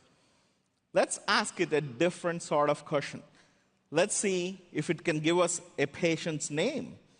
That's part of the doctor's notes. But patient's name is part of your PII policy governance rule that was established. So the model never gets to train on the PII data. So we take your policy and security posture and take it with you to your embeddings, take it with you all the way to the inferencing and prompts. Thank you. Let's ask another trick question. This was a pneumonia data set. So I'm going to ask if it has any information about patients who had pneumonia and COVID-19. As expected, the model has no idea. But that's expected, right? OK, so let's add a new data file on a COVID patient into the same data set. Remember, our AI data engine can detect the change, automatically create the embeddings, and now your vector database has the new information. If you ask the same question again, and this time use the power of combining NetApp's AI data engine with the real-time data change tracking we talked about, you now have the answer with the new information, right? So you bring your framework, you bring the LLM, and NetApp AI will make your enterprise data AI ready. Bring AI to your data in place, wherever. And when you choose the NVIDIA AI Enterprise Framework and NVIDIA AI software and their accelerated computing, combine it with NetApp's intelligent data infrastructure, what does it do for you? It gives you an end-to-end solution for enterprise RAG. You will power the future of agentic AI applications. This solution brings together proven NetApp AI Pod and the NetApp Blue XP unified control plane with NVIDIA NeMo Retriever and NIM microservices. So both NVIDIA and NetApp are committed to helping our enterprise customers truly leverage accelerated computing and intelligent data infrastructure. That is how you transform data into knowledge and knowledge into insights, insights that can be actionable. And in doing so, between the two AI industry leaders, we are building the future of enterprise AI today, right here, right now, with all of you.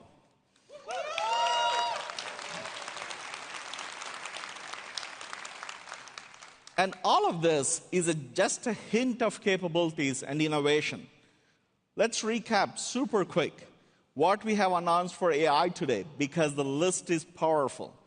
We have the best infrastructure for AI, best-in-class performance, density, and power efficiency.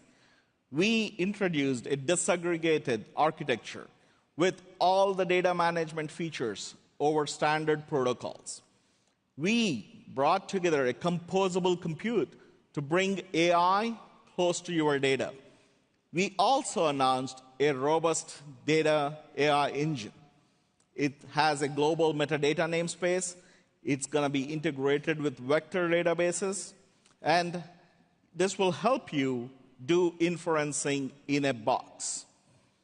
We also talked about intelligent data services for AI, data discovery and classification, policy-driven data governance, ecosystem integrations with the most popular AI tools.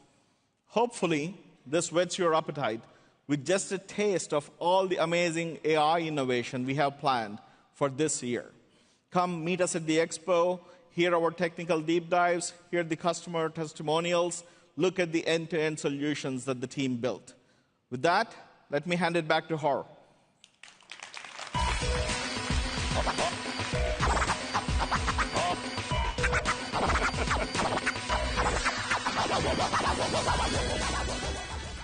Well, hello again. I hope you have seen that NetApp products enable data to be delivered how you need it, where you need it, no darn excuses, no silos.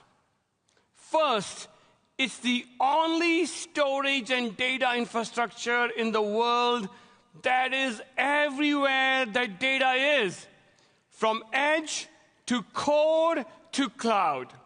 It's on premises, it's natively integrated into all three public clouds. It's a seamless hybrid multi-cloud solution. Second, our products keep your data safe from ransomware, ensuring business continuity in the event of data loss. Now, if you are using our storage, you will not have to worry about this at all. Third, not only do we have high performance, not only do we have the lowest cost of data, we also have best of breed data management. And that's absolutely critical for Gen AI and for enterprise AI. Finally, our products are also designed to give you complete flexibility in how you want to consume our product. You can buy it up front. You can consume it as storage as a service. You can do that from us. You can do that from our partners. Ultimate flexibility in consumption. Consume in a way that works best for you. And wow, can you even keep track of all the big things we announced today? Oh my Lord! In enterprise storage, an updated ASA for block, optimized for simplicity, power, and affordability. We also refreshed our fast portfolio. We added the newly renamed Data Infrastructure Insights to be available as part of Keystone. And overall, we continue to have the best storage portfolio in the world.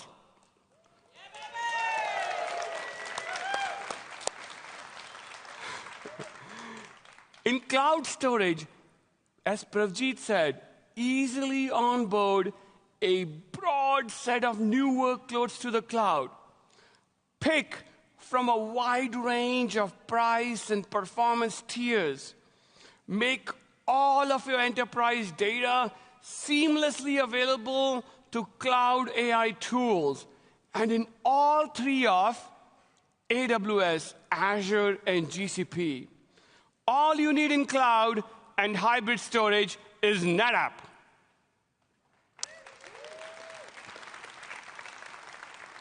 Okay, in security, even more robust ransomware protection in real time. And now, as Gagan said, always up to date in the enterprise.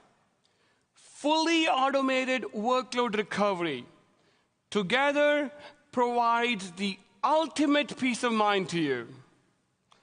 Number 4, in AI, bring AI to your data everywhere, making in-place RAG, in-place inferencing available to all of your enterprise data for all of your data everywhere. Finally, be able to harness the power of your data easily. And by the way,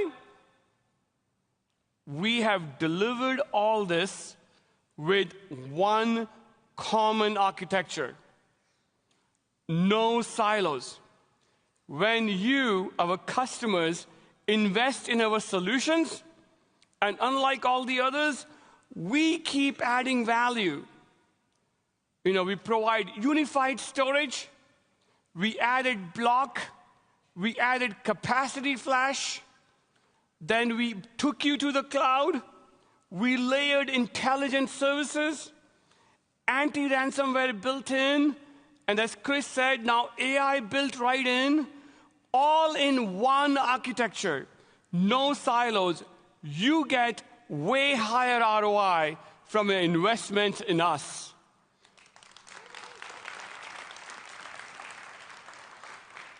And man, we are on a roll. I love the speed at which we are moving. I love the vision and completeness of our solutions. We know that the one who can move the fastest, deliver the most complete solution for your biggest data problems will delight customers, will be loved by all of you, will be loved by all the customers. Thank you for trusting us with your data. And I promise we're going to continue innovating rapidly to help you get the most value from your data. Thank you again. And now, Mario, over to you.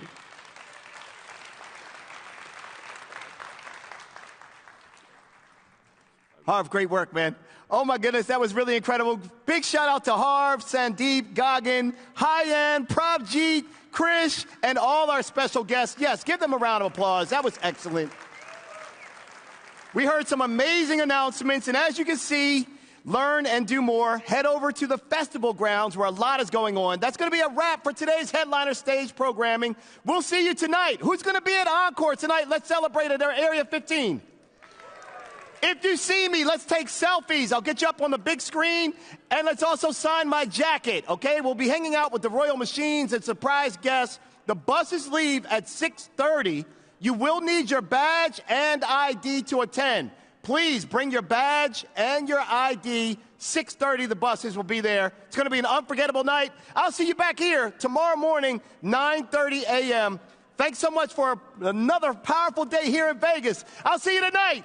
Peace.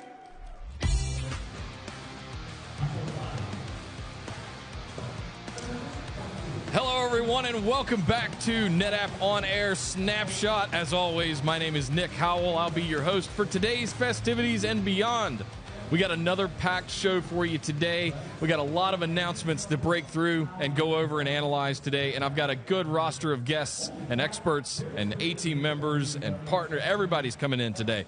As you guys have just seen on the today's keynote, there's a lot to break down. There's a lot to go over. However, I am not without my own announcements today. To start things off, if you are here at the show, you have the ability to pick up something that is long coveted amongst the NetApp community. And it is the brand new version of the Hardware Universe poster. Yay! We have been waiting for this for a few years throughout COVID. If you're here at the show, come by the expo. You can pick one up. If you're not here at the show, you can go onto the gear store in the coming days and for a few bucks have one mailed to you. So Hardware Universe posters are back with all of the new and updated gear, including the stuff you saw announced today. We're very excited about that. We worked on that all summer for you guys. We hope you really enjoy them. I know as someone that used to have one hanging up in my cubicle, I'm very excited to have that back. We also have joining the show today the all-new ASA, as announced, A90 bezel with us here. Yes, it does have the light up on it as well. And we have many more that we'll be showcasing throughout the show today as well. We got a lot of extra noise going on in the show today, so bear with us. We're working through some of that stuff, but we have got you guys right here for the next 2 hours as we go through everything that was announced in the keynote today. Now, first up, a little bit of housekeeping. We want to make sure that you can keep up with all things NetApp as we go forward, and the best way to do that is in our Discord community. So head over to discord.gg/NetApp, or just go to netappdiscord.com, click the little join button, and you can find your way into there. We're giving away some special flair, a little roll icon that shows that you are an Insight 2024 attendee. We've got special chat channels in there for you to come and join us, see what everybody's saying, what their thoughts were on the keynotes, some of the announcements, all of that good stuff. So make sure you come and join us over in Discord. We've got lots of other stuff going on throughout the week this week and beyond as well. Let's see. Lots of stuff to go over today, so why don't we get things started? Our first guest today is a very long-time friend of mine, confidant, a colleague, and a longtime A-team member. I want to introduce you to Mr. Jason Benedicic. Good Jason, morning, Nick. Thank you so much for joining us today, man. Thanks. It's great to be here. Back in Vegas, first time since 2019. Wow. So it's been a few years now. We've been to some other events together, but being back at Insight, really special. Yeah. Friends, family, technology, and my favorite thing today, hardware. Hardware. Yeah. We got to talk about hardware. We had a lot of conversations around AI. You've got an extended segment here with me, so we're going to get into a lot of this stuff today, first thing in the morning. You brought it up, hardware. Let's run down what we've kind of the last 2 years, and we're going to talk about this more with the great Mr. Chris Luth next. He's going to be coming back and joining the show. Perfect, right. But I really want to hear your thoughts on just the last 2 years. So the introduction of C-Series, the reemergence of the ASA, Then this past, that was all both in 2023. Yeah. Then this May, we came back with the all-new A7, the A-series AFFs, and now we have an updated ASA that's using that same hardware platform as the updated A-series. As the portfolio sits today, and I didn't even mention the new storage grid stuff, right? There's so many other things to go over, but the portfolio has not been this up to date and this refreshed in as long as I can remember, all at once, like just in the last 2 years. Yeah, it's a really good position to be in, right? So we've got more demand for on-premises storage the last few years as well, so I think you're moving with that trend. The way that things have worked, we've had a decade or more of people moving workloads to the cloud, and there was a lot of focus on the cloud, and that's okay. But now we're moving into an era of workloads that don't need just the cloud. We've got AI, and there was a big topic on AI yesterday, like lots of talking points. But as you move those kind of workloads, or as you start to build out those kind of workloads, you need performant, low latency, storage that is where your apps are, where your data is, where your GPUs are. You can't always get those in the cloud. You might have to, you might want to build your training infrastructure on premises, and you need all sorts of different storage for that. And NetApp has been quietly chipping away, building out the range. They took the time on things. So let's start with the C-Series, right? You weren't first to market in that area. There are other people doing more on QLC and everything else, but some of those early solutions weren't really ready or didn't understand what the longevity, that's the word I was thinking, the longevity of QLC would be, right? So there was a lot of concern at the start. But you took the time to look into it, to do it properly, to build that out. And the C-Series has got a really good sweet spot, hits of that, performance is, it's there for, it's on par with your spinning disk performance. But much higher density. You get better latency than that. And that's a huge segment because there's still people that need that for cold data, for, backups and all those other things as well. Also, tiering, because we've got, ONTAP S3 now, and that's coming just the last few years, that's been there as well. Where does the cloud come into this picture, though? Because I think that's one of the big talking points is it's great that we have all of that stuff, and it is so versatile across capacity, performance, and any other vectors like that. But then, as you were saying, you introduce cloud that gives you sort of instant access to some of these pay-as-you-go resources that you don't really have to sit in line for, waiting for them to be shipped and things like that. It's literally you click a button and all of a sudden you've got a GPU and CPU instance that you can throw a bunch of compute at. How has that changed the way that people buy storage, let's just say over the last 5 or 6 years, specifically around storage? Because I think that moving the compute to the cloud has influenced and frankly influenced how people are deterring buying physical systems on-prem.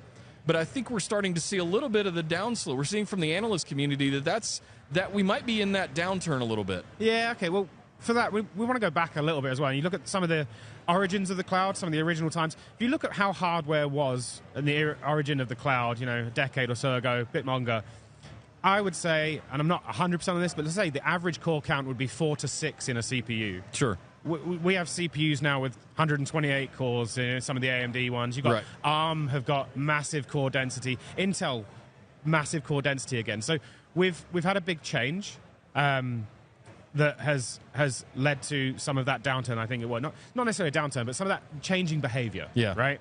But so when I talk about this with customers about the cloud, the important thing is speed to market. Right, and so there are those trade-offs. If I've got a really tight deadline, I've got a new project, I'm not sure where it's going to go, I might not want to make a huge investment. I might just want to say, okay, I'm going to do this proof of concept. I'm going to see if this works out. I'm going to go get some CPU, I'm going to get some GPU, I'm going to get some storage in the cloud. It's nice and simple. Credit card, quick, up and running, no problems, right? That's great. That's where it comes in. Innovation, speed, bursting, right? Oh, I don't have time to wait for some more storage to arrive. I'll just use some in the cloud. And that's where NetApp have had the real leading offering here, in that it's just on tap everywhere. Yeah. And so I need that sounds familiar. Yeah. It's like, okay, I can get that. I can get some data from my on-premises into the cloud. I can work with it, whether it's a new AI project, whether it's any other project, or I'm doing EDA workloads, and I've got a new project spin up, and I need just some more capacity. Yeah. But it's only a short-term thing. I'm not going to go and buy some more hardware. Yeah, the beauty of ONTAP, since you brought that up, is like it moves. It doesn't matter what the underlying platform is a lot of the times. It can be in the cloud, it can be at the edge, it can be on-prem, or all of the above. And the beauty is like all of the Flex and Snap words still work no matter where you are. The same command lines, commands still work. Yeah. Everywhere you are, most of the same GUIs, especially Blue XP as a sort of universal control plane of sorts, that allows you to access and manage all of those things and deploy additional resources. The reason I asked the question before, though, was like even AWS recently came out and said that they're seeing people a sort of repatriation effort for a lot of workloads. And I'm wondering if you're seeing that. Based in the UK, are you seeing that throughout Europe? Like, where are you seeing the trends happen when it comes to things like, well, we tried that cloud thing, it was cool, but we still kind of want to do some of it on-prem? Yeah, there's a few different angles to this. So in Europe, we do see more of it. Definitely a lot more sort of private or hybrid data centers for sovereignty. So the European Union have a lot of stricter rules on data governance, and we have GDPR and those things. And financial sector, data has to stay in the same region, and you can't always get. The cloud isn't in every single country. Yeah. No, so sometimes we're seeing it because of those concerns. And I think everyone's heard the story of, is it 37 Signals, DHH? Yes. And how they moved out of the cloud for cost savings. The thing is that the economy's changed, right? Since the post-pandemic economy is very different. People are thinking a lot more cost-consciously. Yeah. So I see people starting to optimize their workloads and move things around where it makes the most financial sense. So like I was saying before, where we had the average core count 6, 8, whatever, I can go and buy some servers with large number of cores. The hardware is not the only change as well. Software's changed. Platform engineering has taken place, and there are more platforms out there. Kubernetes has helped people to build platforms across multiple locations. And there's a lot more tooling out there. So I can build something a bit easier than, say, 10, 15 years ago when we had all of our vExperts and all of us out there building FlexPods and other things that took, for their time, a reasonable amount of time to build. Yeah. So you've got, an ease of use there now that we didn't have before. You've got access to higher density hardware, lower footprints. That's exactly the same with storage. NetApp said this as well, right? So you've got lower rack density, higher storage footprint, less power consumption. So we've got an appealing set of options for us to say, well, I know this workload isn't going to change. It's going to be data heavy. It's not going to burst. I could run it on premises cheaper, and I'm cost conscious about that. Yeah. So those are the kinds of things we're seeing. I feel like we could talk about that almost in a theoretical sense for an hour. I think there's so many different angles to attack that sort of to cloud or not to cloud sort of conversation. There's so many moving parts to it, and I feel like that's something companies are still struggling with to an extent. And I think it's up to the cloud providers to prove that value and provide that value to be able to drive the customers to the cloud, but at the same time not drive them away. At the same time. So I look at it that way. I want to go back to the hardware for a second because we did recap the C-Series and the ASA last year, and then we got A-Series and now ASA for this year. We've got them all here on the desk for you guys so you can see them. So we've got the new ASA bezel, the A90 right here. This is the new A-Series that you heard about back in May.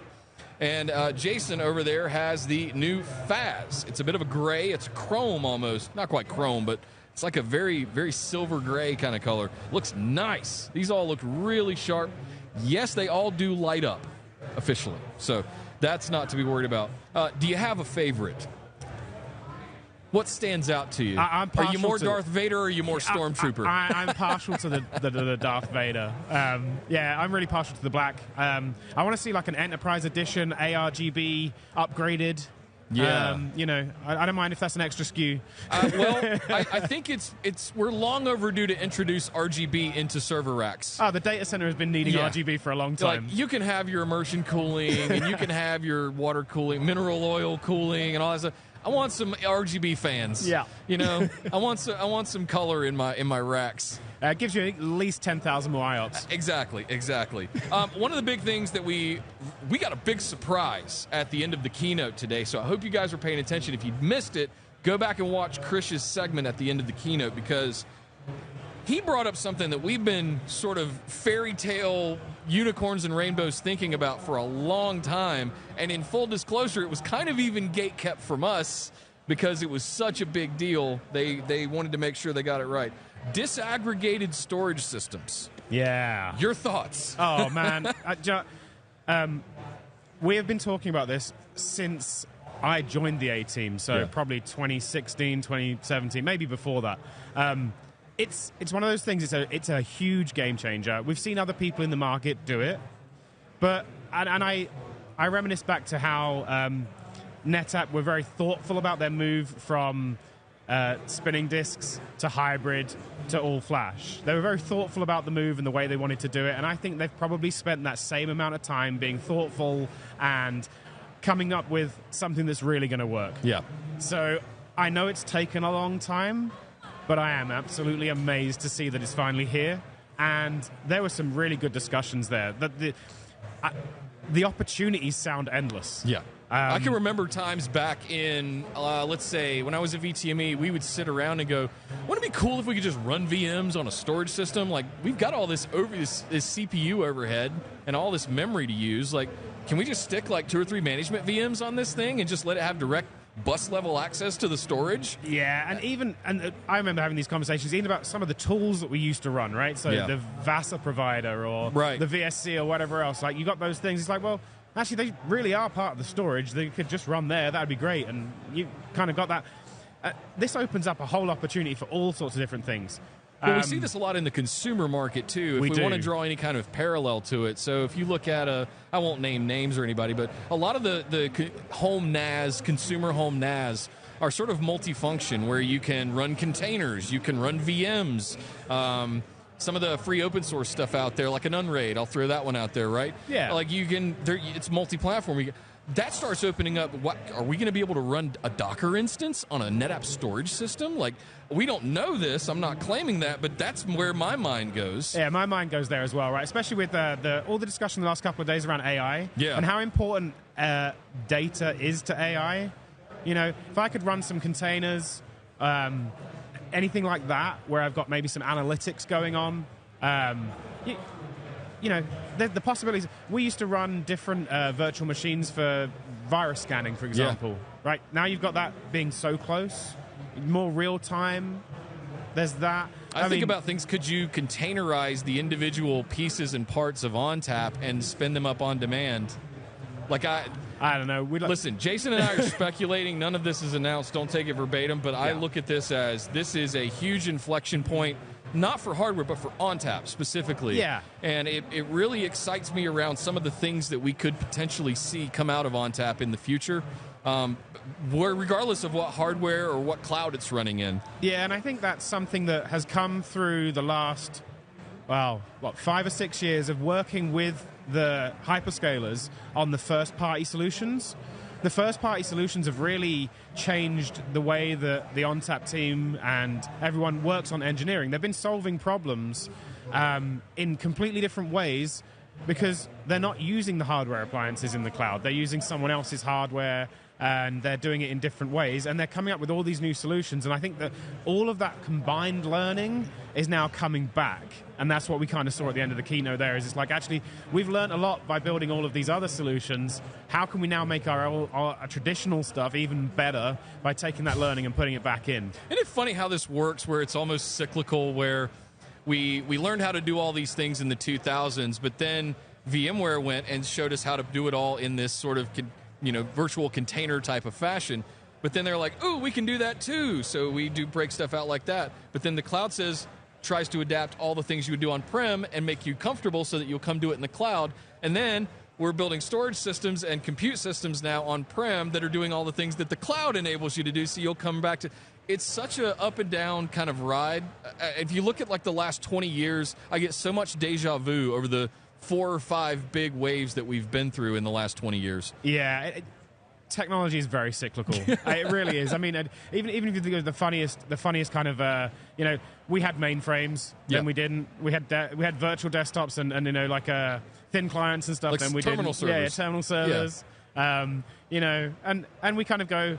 And there's also the insourcing, outsourcing is a cycle in technology as well that happens a lot. So yeah, it is very cyclical, and it moves in waves where innovation happens, and those innovations that creates those waves and changes. And the hyperscalers have been a huge innovation point for the last decade, and then hardware's been taking a real, it took a bit of a backseat. Especially with when there was the top of the hype cycle for cloud, and a lot of people weren't buying hardware. But in the background, the research has never stopped. Yeah. So things are still moving. And I talk about, you've got Compute Express Link, which is a technology that helps to build out like rack-scale fabrics of compute and memory. You've got advancements in chiplet design. You've got more system-on-chip stuff, so the things that Apple do, ARM, are leading the way. NVIDIA and everything they're doing around DPUs and it's just, we've got this whole smelting pot of amazing changes that are coming together, and I'm really excited for what the next decade brings when it comes to not just software but hardware as well, and how I can just see us having this, what we really wanted, that ideal hybrid landscape where your workloads can be anywhere, where they're best suited, and NetApp's building that. All right, so couple more things I wanted to chat with you about. Autonomous ransomware protection. We see it massively here in the U.S. Are you seeing the same thing over in the UK and on the EU side? So as data has become more valuable, the number of people looking to attack it is increasing, and that's a worldwide problem. Yeah. We see that. I mean, you can only go back to a few years ago when the big WannaCry attack, one of the biggest, hardest hit people was the UK NHS, right? So yeah, we see it too, and everybody's concerned. Everybody needs. And it doesn't even have to be just ransomware. It can be from software issues. Look at what happened with CrowdStrike. Right. A few months ago now. July, I think. Yeah, the ability to detect unexpected changes natively to protect against it, to snapshot. Yep. Right, okay, lock it. I don't want anyone to do it. I don't want an admin, nothing. No one can change that. This doesn't smell right. I'm going to protect you from it. So, Gagan threw out some numbers that said 100, they did it with a third-party agency, 100% precision and 99% recall. So on previous shows and launches that we've done over the last year or so, we've talked about ARP and ARP AI and how precise they have really dialed it in, right? The ability for any sort of anomaly to be detected is just instant snapshot, just in case. Yeah. It costs you 150 megabytes, so what? You analyze it, it wasn't really anything you can get rid of. The fact that they're getting 100% precision, that's crazy to me that the AI has, the ML models have gotten that precise to be able to be predictive about it, to the point where it's saving everybody. I've turned on autonomous random protection on my system at home, and it takes about 30 to 45 days for it to really learn the behavior of the system and what it's actually doing and its uses and cycles and things. I haven't obviously gotten a ransomware attack yet, or I would be making videos about that. But I guess I'm curious, where do you see that really being a game changer for companies? Because I haven't really had an experience myself with it, but I can see the value. It's a game changer in that you no longer have to be reactive. Yeah. Right? I mean, at the moment, most companies and most solutions out there you've got backups, you've got protected backups. So there's a lot of the big players out there, they'll do immutable backups for you and things like that. But they're a reactive thing. You can only go back to them because you know something happened and you're going to have to react to it. So you've already hit the worst. Whereas ARP is more, it's almost proactive because it's so close. right? It's detecting those things with such precision so quickly that it's almost proactive in its response, that it's going, okay, this could be bad, I'm going to protect you from it. And people that get hit with ransomware issues lose millions of dollars an hour. You know, it's the CrowdStrike thing, that not ransomware, but still, it's a good example of how much people were losing. Then there's another one. We're in Vegas. There was one of the casino chains had a big thing, right? Yep. And for somewhere where multiple of them have. Yeah.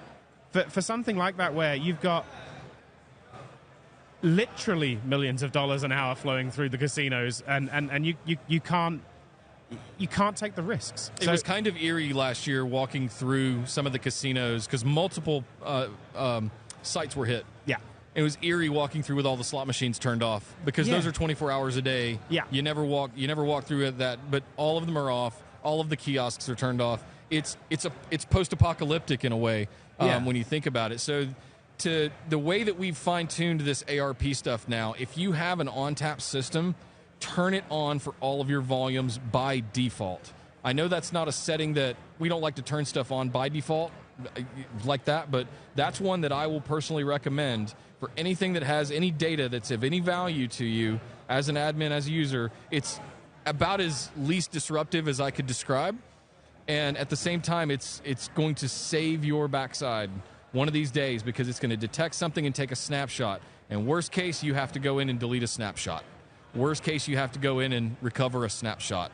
But you've just saved your company days, if not months, of recovery time and potentially millions of dollars, both in recovery time and lost revenue that you've lost during the whole process. Jason, I'll give you one last thing before we get you out of here. If you could give any one suggestion to NetApp engineering, if you could get in their ear and say one, because you and I have been doing this a long time, right? Mm-hmm. We've been friends for a long time. We've had lots of healthy, heated discussions. Yeah. What's one piece of advice you would give to NetApp engineering to do next? I would start looking at the way that the markets are shifting. So we've got a huge, since Apple made the change to ARM, with their Apple Silicon, stuff. the M1 Apple Silicon, yeah. Apple Silicon, right? So as they move to Apple Silicon, Microsoft have moved over. So the Snapdragon stuff is doing really well. Graviton, amazing. Google Cloud have it. Microsoft Azure have it. Everybody is building these system on chips, right? And there is a huge amount of innovation in that space.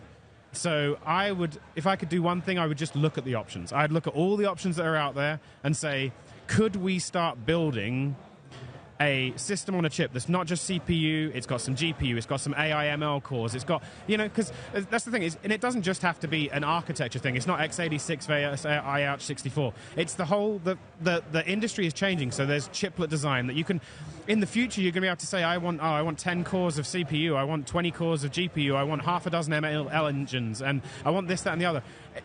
Custom built storage processor that's, and take that with computational storage disks as well, so they offload some of the work directly to the disks.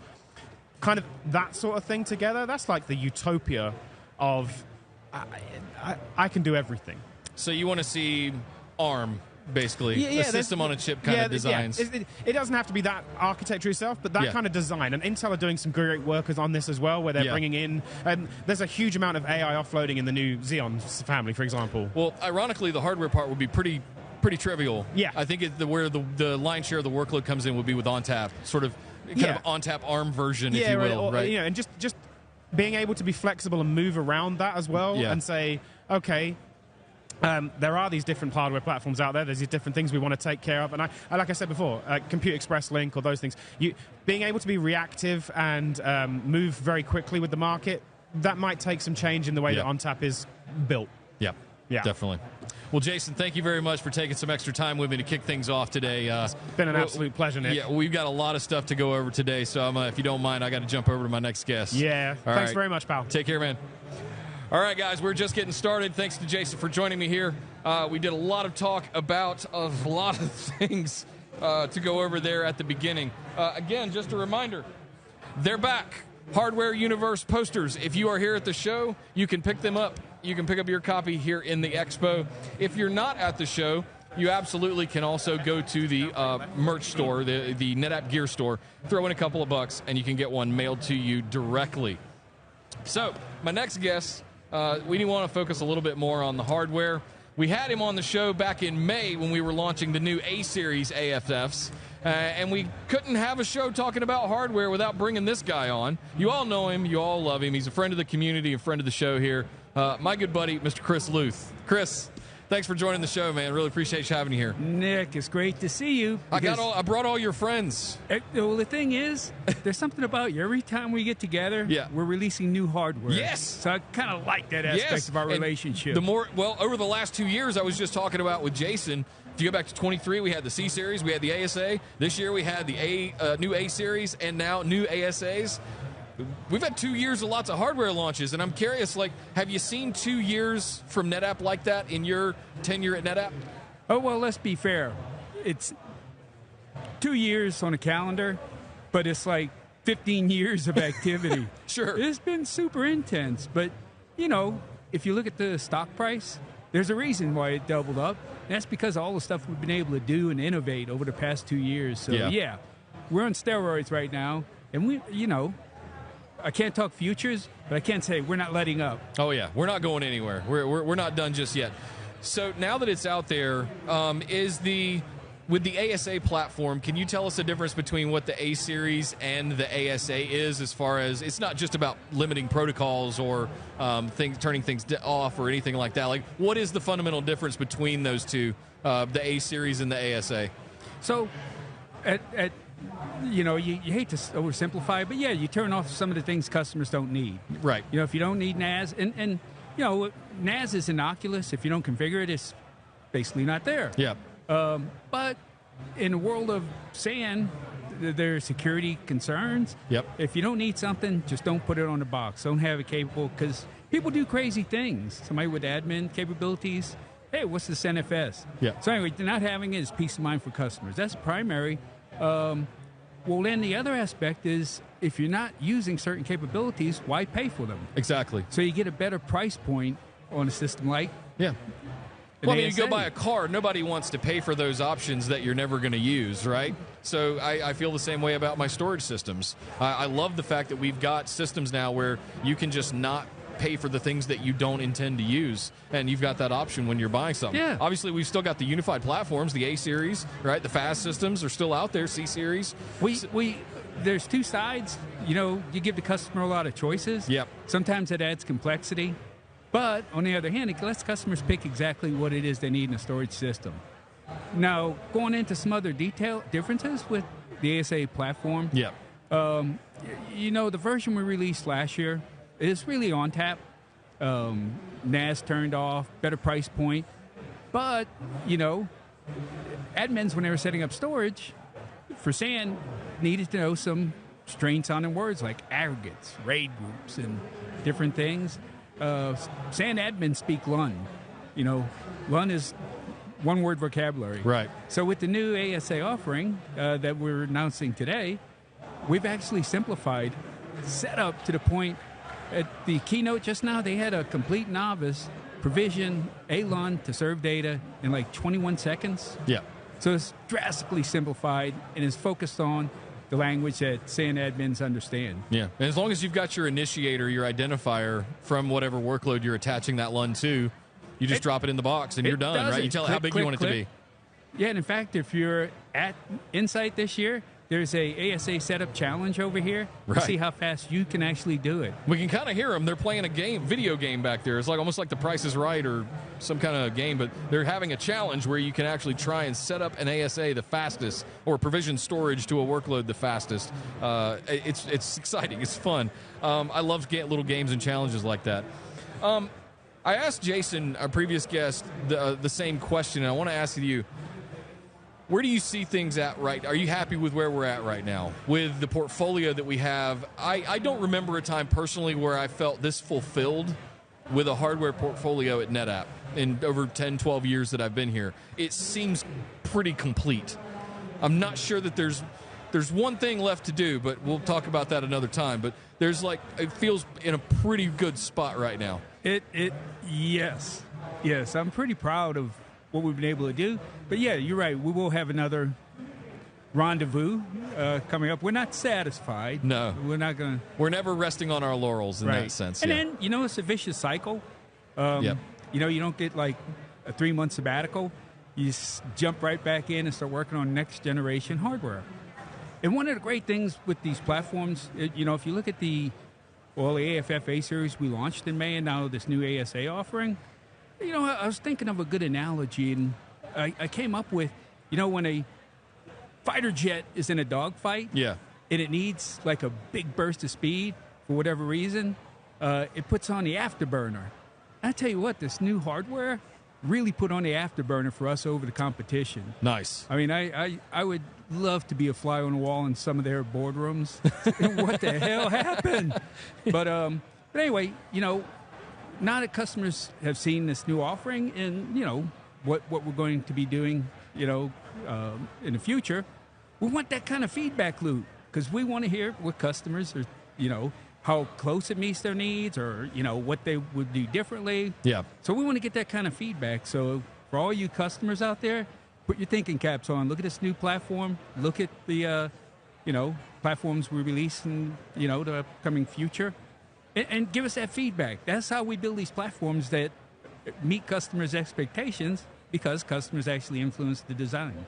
So one last thing I want to go over with you real quick is let's get into some geeky hardware details for a second. So you brought up that it's taken many, many years to get to this point, and I think people often overlook or they're just not close enough to what happened with supply chain during COVID and how bad that set us back as being a manufacturer of these kinds of goods, and particularly like where a lot of this stuff can be sourced from. So have we gotten to a point now where when we talk about this new ASA that's announced, are we in alignment with the sort of hardware that's crisscross? Is it the same hardware guts and internals in the A series that are in the ASA? Are we pretty platform similar when it comes to that, or is there anything unique about the ASA from base level hardware stuff? Exactly the same hardware. Exactly the same. Exactly. That's what I wanted to clarify. Everything that you loved about the AFF A series we announced in May, the PCIe Gen 5, the onboard quick assist technology, QAT, storage offload efficiency engine. You get tremendous compression at no performance penalty, faster memory, DDR5, the doubling the slot density, the adapters service separately from the node itself. In the case of the A1K, the node services out the front. Just, serviceability, all that carries over seamlessly. And we are going to see some SAN deployments that use iSCSI, but we're also going to see NVMe over Fibre Channel. Yep. We're going to see NVMe over TCP. Those are SAN workloads. And we have that new adapter as well. Currently it supports up to 200 gig speeds, but with the future firmware release, we'll unlock 400 gig Ethernet speed and security offload. That's crazy to me. Yeah, so all that stuff that was so fun to talk about when I was here in May carries over to the ASA. There is a common misconception that block is just Fibre Channel. And I think a lot of people, like iSCSI is still hanging around, it's still doing well, but I think people are sleeping on NVMe over Fibre, NVMe over TCP as well. That's probably one of the things that I'm most excited about, specifically existing Ethernet infrastructure and how easily and modularly upgradable it is, and to that extent, without really having to rip out entire structured cabling setups and stuff like that. So as long as you're running like Cat 6 or you've got your twin-ax, big copper, or fiber infrastructure set up already, like unplug one, pull the switch, put the switch in, plug it back in, 9 times out of 10, you're probably going to be good to go. I think that's the biggest value of NVMe over TCP that I look at, even Fibre Channel to that matter as well. But reusing that existing Ethernet infrastructure is going to be huge. The last thing I wanted to let me build on that. Yeah, you're on this tangent. I want to I want to ride your draft off of it. So when we first released NVMe over Fibre Channel, it's like raw. And the reason customers really were hesitant to adopt it, well, one, the OS vendors, were still catching up. But the other thing is it was a data migration. And that's, let's be blunt. That's a pain. Yeah. Copying your data to, from a LUN to a namespace. We made that simpler. We now, for some time now, we've done a data in place conversion from a LUN to a namespace. Yep. So that barrier's gone. But then once you make that leap, what are you getting? So you're getting almost double the number of IOPS at the same low latency point. You're talking half a millisecond. A microsecond sometimes, and you're doubling your IOP throughput. Like you said, no extra investment or anything. It's a compelling offer to make. Yeah. Back to you, Nick. Yeah, well, I mean, just to close it out, like, if you're already on 25 or 40 gig Ethernet, like you have like that, you should absolutely prioritize looking at NVMe over TCP because it will be a game changer. If you're still on single gig or maybe just still hanging 10 gig around for your storage network and stuff, like think about looking at 25 and 40 because that could really, really be a game changer. Chris, anything else you want to say about the new ASA platforms or the new FAS that you have? That beautiful, I love that silver, almost chrome, shiny kind of bezel you got going on over there. Anything you want to say about the new hardware platforms that announced today? These are your babies. So, we're seeing really great adoption for the platforms we launched in May, just because of all the compelling reasons, all the customer design system. Yeah. So they love it. They're buying it. 2 years back, I was talking to a customer, and they were pounding, I want to buy this today. So it's doing really well. ASA versions of that platform announced today. We expect to see that same sort of ramp. But what we've seen with the ASA systems that we released last year, we go back to 2019 with ASA, right? Yeah. And it was a very slow ramp. With the approach last year, a better price point, all the things we did. The ONTAP One licensing. That was legacy platforms, if you will. But they are doing extremely well. We're doing competitive takeouts. Those are always fun. Yep. You get a little extra charge out of competitive takeout, but we're also knocking out some big wins against our competitors for net new. And we're even seeing, it's hard to unseat the tier 1 SAN deployments. They're entrenched, if you will. So, but we're actually taking those out too. So it's the entire stack from entry level all the way up to like our A900. Now our new high-end ASA systems. Right. It's fun, no matter what the customer's needs are. And a lot of these customers have multiple locations, right? They have big data centers, obviously. They have edge locations. But it's nice running a consistent architecture across the board. You don't need a high-end system in a remote location.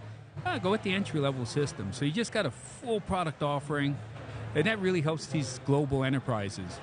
I did just notice we had a question come in chat for you. So before you get out of here, I got to ask you at least one question from OG1. It says, can these new ASA models do active-active NVMe over TCP? Yes. Yeah. It's fully active-active. Yes. I like pretty much everything on these ASAs are active-active. Like the failover on, there is no real failure domain when I think about it in that way.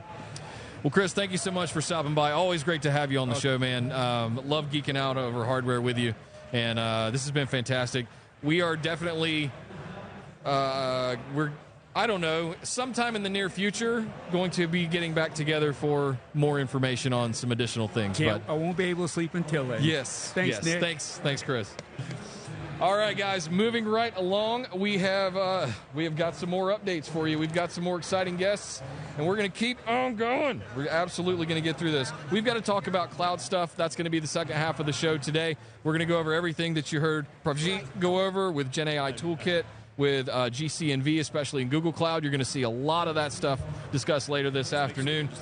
We also needed to talk about, we got through some of the ARP stuff, but before we get to the cloud stuff, there was also something that was mentioned in the show today around ransomware and cybersecurity, cyber resiliency.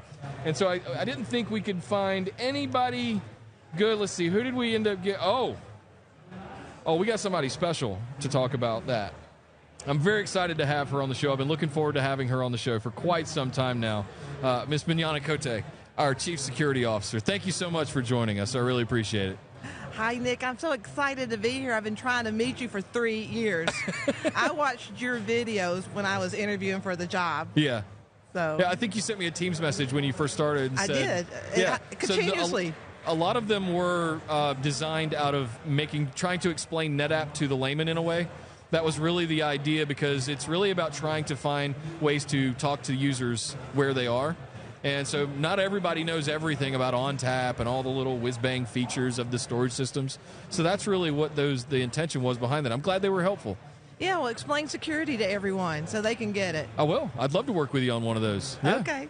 We were just talking about autonomous ransomware protection and how that's been a game changer for us. I really wanted to talk to you in the sense of is there anything that we've done at NetApp, per se, internal? I know there's been some updated policy changes and things like that, but where have you seen the needle move, even internally at NetApp? What kind of changes have we made to really shore things up? Maybe some holes that we weren't thinking about or some gaps that we're missing?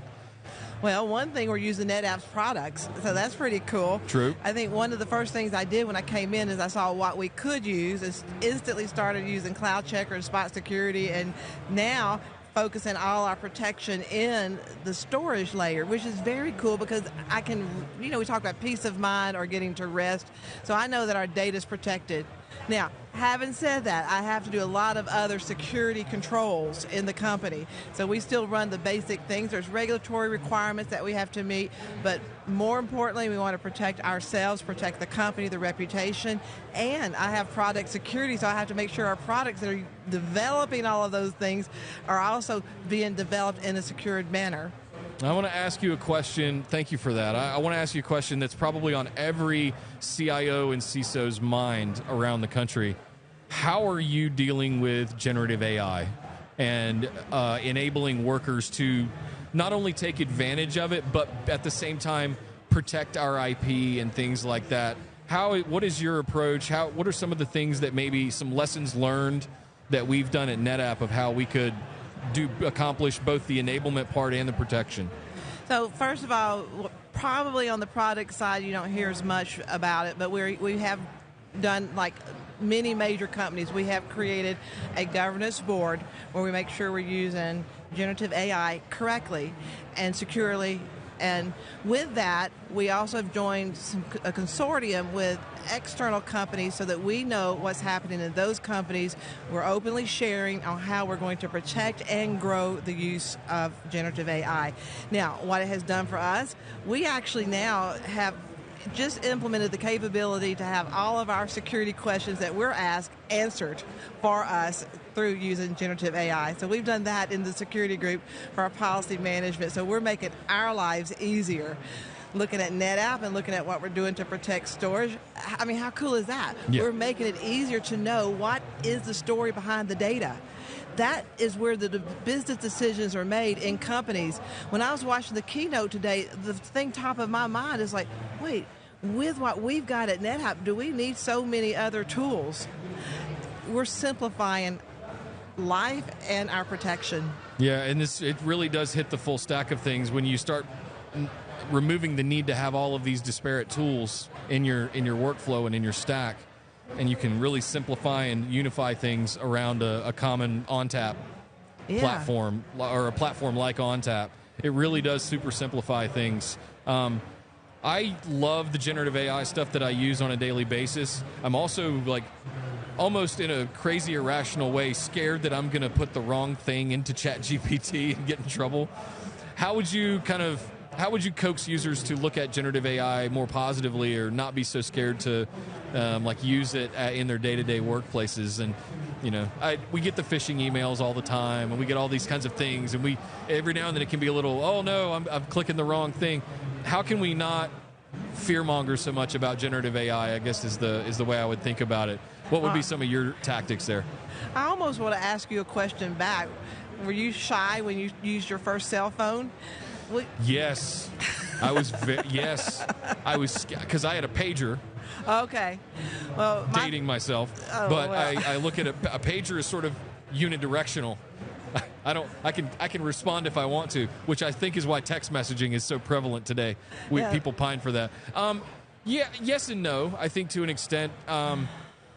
I have not been bashful about using Gen AI, but I still have that little bug in my head of I have to sort of sanity check and make sure this is not something I shouldn't be putting in ChatGPT, because I'm intimately aware of what's IP and what could get in trouble. You do have to sanity check. I've seen some material that's come out, and you can kind of, like when people use it for writing, you can tell, well, I don't know that they write this well. Or sometimes you don't have the human element embedded. And we want to, when we use things, is to, I'm thinking about, when you create Gen AI for writing or something, have some emotion. Yeah. And so the emotion's not there. But let's talk about using it to, for form, when you're trying to find out data and the correlation of data and what that means. I always, kind of like you, double check everything. I still will look at a slide and add up the numbers. And so when I get the number back, I was like, well, is this real? So I do, as well, like you, do some sanity checks. The reason I asked the question about the cell phone, because it will get better. Yeah. And so we have to embrace it, use it, and help drive it to get better. And that's my philosophy, is let's use it, let's grow it. As security people, you have a group of people that hold development back. I was like, no, let's instead be the ones who help push it forward. And with that, look at and like you, we've got to build confidence with you, the developers of it, and confidence with me. It only happens by all of us grouping together and pushing it forward. But yes, I have a little bit of that skepticism as well. And I know that especially as a hardware manufacturer and a software developer all in one, as we are at NetApp, with many software products, many things, we have tons of source code, 30 years of legacy, all of this data that we have to, and IP that we have to protect. And I look at it as we have to stay on top of all of that stuff. For other companies that are out there doing that, is there any lessons learned with how we've implemented the way that we do it that maybe you could give to them that they could take on board of what they should look at doing first? Well, my first advice to them is look at what you're doing that you wish you did not have to do. Yeah, that's a good way to do it. Yep. Yes, and then throw it off and let the AI build your models for it, and then use generative AI to make it easier for you and simplify it. So that's what we did. We sat there and looked at how can we see threats, how can we see what's bad happening in our environment, and we're using it for that. Because now, and we're seeing a lot of things that I didn't see out there, and I'm so grateful. We're protecting ourselves from what I'm seeing, and we're able to do that with this technology. Yeah. I think that's fantastic. I heard a little story that you used to be a hacker. Is that true? Oh my gosh! How did you hear that? Little birdie told me. Tell us some of your background. How did you find yourself at NetApp?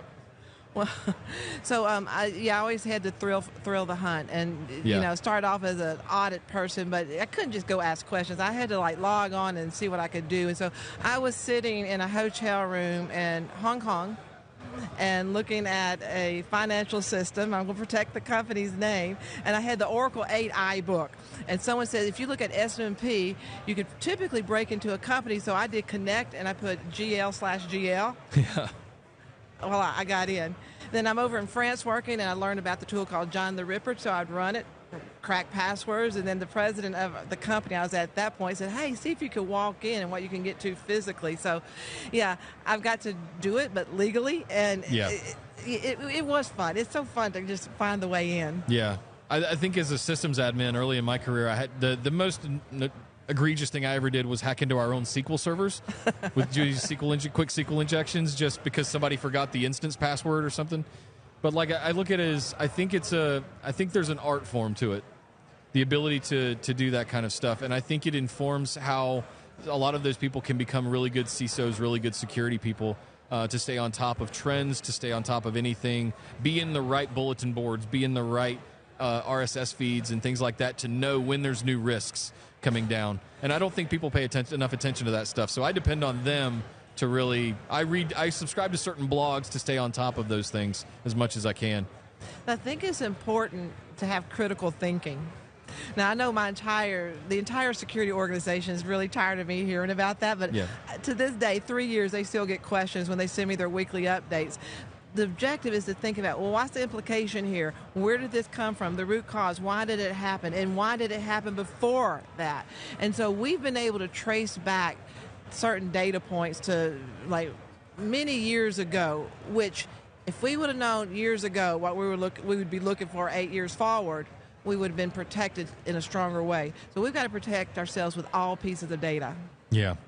Well, Mignana, this has been fantastic. I'm glad we finally got to do something together. Me too. I definitely want to make some videos with you and your team around security. Anything we can do in that respect, I look forward to it. So after the show, I'll be in touch, okay? Well, I look forward to it, and thank you for having me on your show. You're welcome. Thank you so much for joining us. I appreciate it. Thanks. Bye-bye. Bye-bye. All right, guys. That was Mignana Cote, our Chief Security Officer here at NetApp, with some good tips, some good advice. Take it to heart. I hope that some of the things that we've implemented here at NetApp to not only protect our IP, but also to look at the way that we go about things. Whew, we're halfway there. We're almost getting there. Thank you guys for hanging out again. If you're in the chat, if you're watching on YouTube, come throw your questions into the chat. We'll ask them live. If you're not watching on YouTube, if you're on NetApp.com, you can come up live chat with us over on the NetApp YouTube channel. Just come join there. Or you can head into Discord. You absolutely want to come join our Discord community. It's discord.gg/NetApp. Or you can just go to netappdiscord.com and click the little join button there and get right in. All righty. Another returning member to the show coming up next. We're going to switch gears a little bit. We're going to talk about cloud. Yeah. Right? The next guy's member of our newest member, one of the newest members of our A team. He's part of our Cloud Ops business unit. Tends to work over on the side of things that we tend to hang out on, being cloudy. Mr. Sean Harris. Nick. Thank you, sir. Thank you for joining. Awesome. Thanks for having me. What would you say you do here? A little bit of every. I take those specifications from the engineer, from the customers, and I give them to the engineers. So I know you as the Spot guy. Yep. Right, the Cloud Ops guy. Yep. Anything to do with Spot, Ocean, Eco, Instacluster, all of those kinds of Cloud Ops kinds of things. Yep. That's where I sort of paint where you sit. Yep. That's not a side of the world I get in too much. I tend to stay more in the cloud storage side of the world, but at the same time, it's of interest to me. So I'm curious. There was a lot of announcements today made about cloud stuff. There was a lot of cloud storage stuff, which really geeked me out. But we also had Hayan come on and talk about some of the highlights there as well. Yep. What's some of the things you're most excited about? Any big announcements or things that you guys are making out of the Spot camp or that are big that people need to pay attention to? You know, I think really diving into the intelligent data infrastructure aspect of the business. For a long time, we've been kind of separate but equal. Right? And it's been Spot by NetApp, Instacluster by NetApp. We saw today the rename of Instacluster to now it's NetApp Instacluster. We saw Cloud Insights become more accurate to what it actually does with data infrastructure intelligence. Man, these are all hard to keep up with. But I think it shows our commitment to the cloud. I think it shows our commitment to meeting our customers where their data is, no matter what the workload challenge is, no matter what technology they're running. NetApp has, and we saw it today, NetApp has this vision of what intelligent data infrastructure means, and it's about securing, controlling, accessibility, availability, and reliability. And that's really cool to see that story coming together on all aspects in a way that I don't think anybody else can do. Yeah, and I look at how it ties into some of the things we talked about yesterday with Data Explorer, how we're doing classification and things like that. By the way, again, reminder in case you missed the show yesterday, data classification is now free to all NetApp customers within Blue XP. And that is going to transcend into things like Cloud Insights and your ability to provision workloads based on some of that classification. So turn it on. Yep. Costs nothing. It's free to use. If you have workloads in the cloud, if you're delivering workloads in Blue XP, regardless of what protocol you're using, you can actually just turn it on, and it'll start classifying and building a metadata store. If you remember Krish talking about it, the global metadata store. Lots of things to go over here as well. In cloud storage specifically, I was really excited to hear that there's been a growth of 20% in customers, 114% growth in the last 12 months in capacity. We finally crossed 1 exabyte, I should say. And 140% of that has been in block storage. Block. Did you ever see that? Did you ever, Caught me as a off guard. sysadmin, because we're both ex-sysadmins. Yeah. Did you ever think that you'd see that scale of block storage? No. No. Never. I really didn't. And I'm looking down at this going... these numbers are staggering. These are staggering. And these are just in the last 12 months, guys. 3 out of... This is the one that always catches me off guard because I've been saying this for years about our cloud storage platforms. 3 out of 5 new customers are also new to NetApp. Yep. I remember I think it was 2021, I spoke at reInvent, and I was doing a booth presentation for someone. And I said some of the biggest customers that have never been NetApp customers found NetApp by using FSx for NetApp ONTAP in AWS. Yep. And now we've extended that to all 3 clouds. Exactly. Right? We've got the ANF. Yep. And you saw the announcement about the AVS migration service. Yep. The thing they didn't mention is that now Microsoft has 5-year RIs that you can use, scale out your VMware, figure out what you're going to do long term, and then turn around and convert that into a direct compute RI at the same time. Not only that, but then be able to use they've got the Gen AI toolkit now that will connect to OneLake in Azure without moving data, folks. That was the key thing that I don't think was emphasized enough. You're just attaching OneLake to your Azure NetApp Files volumes. And I think that is crazy that we can do that now. That's crazy, but I think it also shows how we're bringing the portfolio together. Yeah. We're bringing that orchestration for your containers. We're bringing that automation for your virtual machines. We're handling your data at scale in a way that nobody else can. And that was so cool to watch. And for as sunny and hot as it is outside, it's a cloudy day here at the MGM Grand. You know, I was reading, before I came up, I wanted to say I was reading kind of live chat, and there was a comment in there that this post-keynote live stream is really redefining how our customers get information too, because they're like, Nick is breaking the cloud down so effortlessly. Yeah. And it's so refreshing to hear simple explanations of what people think are complicated. Yeah. And NetApp has taken cloud operations, on-prem operations, and made them simple. And we saw that with that 1-minute demo of standing up a new storage array. Yeah. And it's just awesome to see how customer focused we are and where our technology is heading and how we are the leader in all things cloud and all things on-prem. It's really been a focus of Drew and I over the last, I'd say 3 years specifically, to make sure that we're meeting people where they are. Yep. And that's sort of the community focus. We took a chance on Discord. It's paid off. Oh, yeah. We see a lot of big potential in the future there, kind of becoming the hub of the wheel of things. But this show, as it's still in its infancy. It's not even 2 years old yet. We're not even, I think we're on 38 episodes or something like that. But I look at it as it's a vehicle to deliver information directly to the customers. And if you look at something like a Keynote the last 2 days, they're extremely heavily scripted and produced productions for the right reasons, right? Because there are these big moving pieces.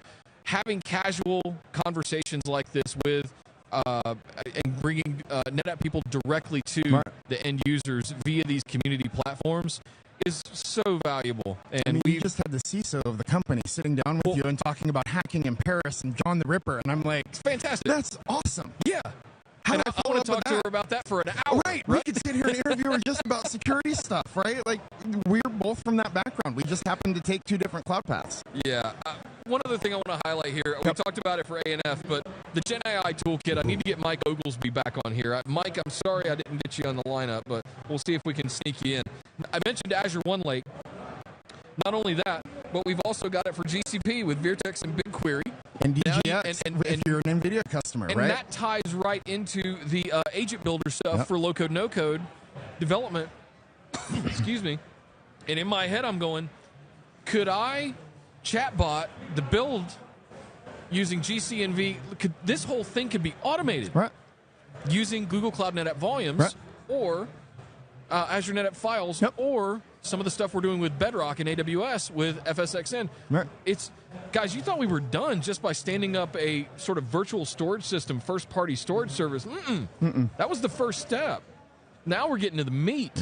And this is where things really start to become important. So take all of that I just said and then stick it into Blue XP, where you can also connect it to your on-prem storage systems. Common namespace across clouds? As Chris said yesterday and today, the global metadata namespace that we're putting together with that, and then you can use Data Explorer in Blue XP to be able to look at all of your data footprint across clouds and on-prem. Right, it's going to change. This is phase 2, guys. Like, we were updating all the storage systems. We implemented all of those first-party storage solutions going all the way back to 2016. It's been 7 years, 8 years now almost. We got all that done. Now we're going into phase 2. Now things are getting serious, because now we're bringing workload delivery. Now we're bringing efficiency, all of the things that you can deliver now. And helping you manage it at scale. Yeah. Right? Cost is the hardest thing about the cloud to manage. Ask any C-level. What's your biggest problem? How do I manage my cloud cost? We give you the observability into your cloud. We give you the observability into your infrastructure, because now you can do that troubleshooting and go end to end and figure out where your bottlenecks are.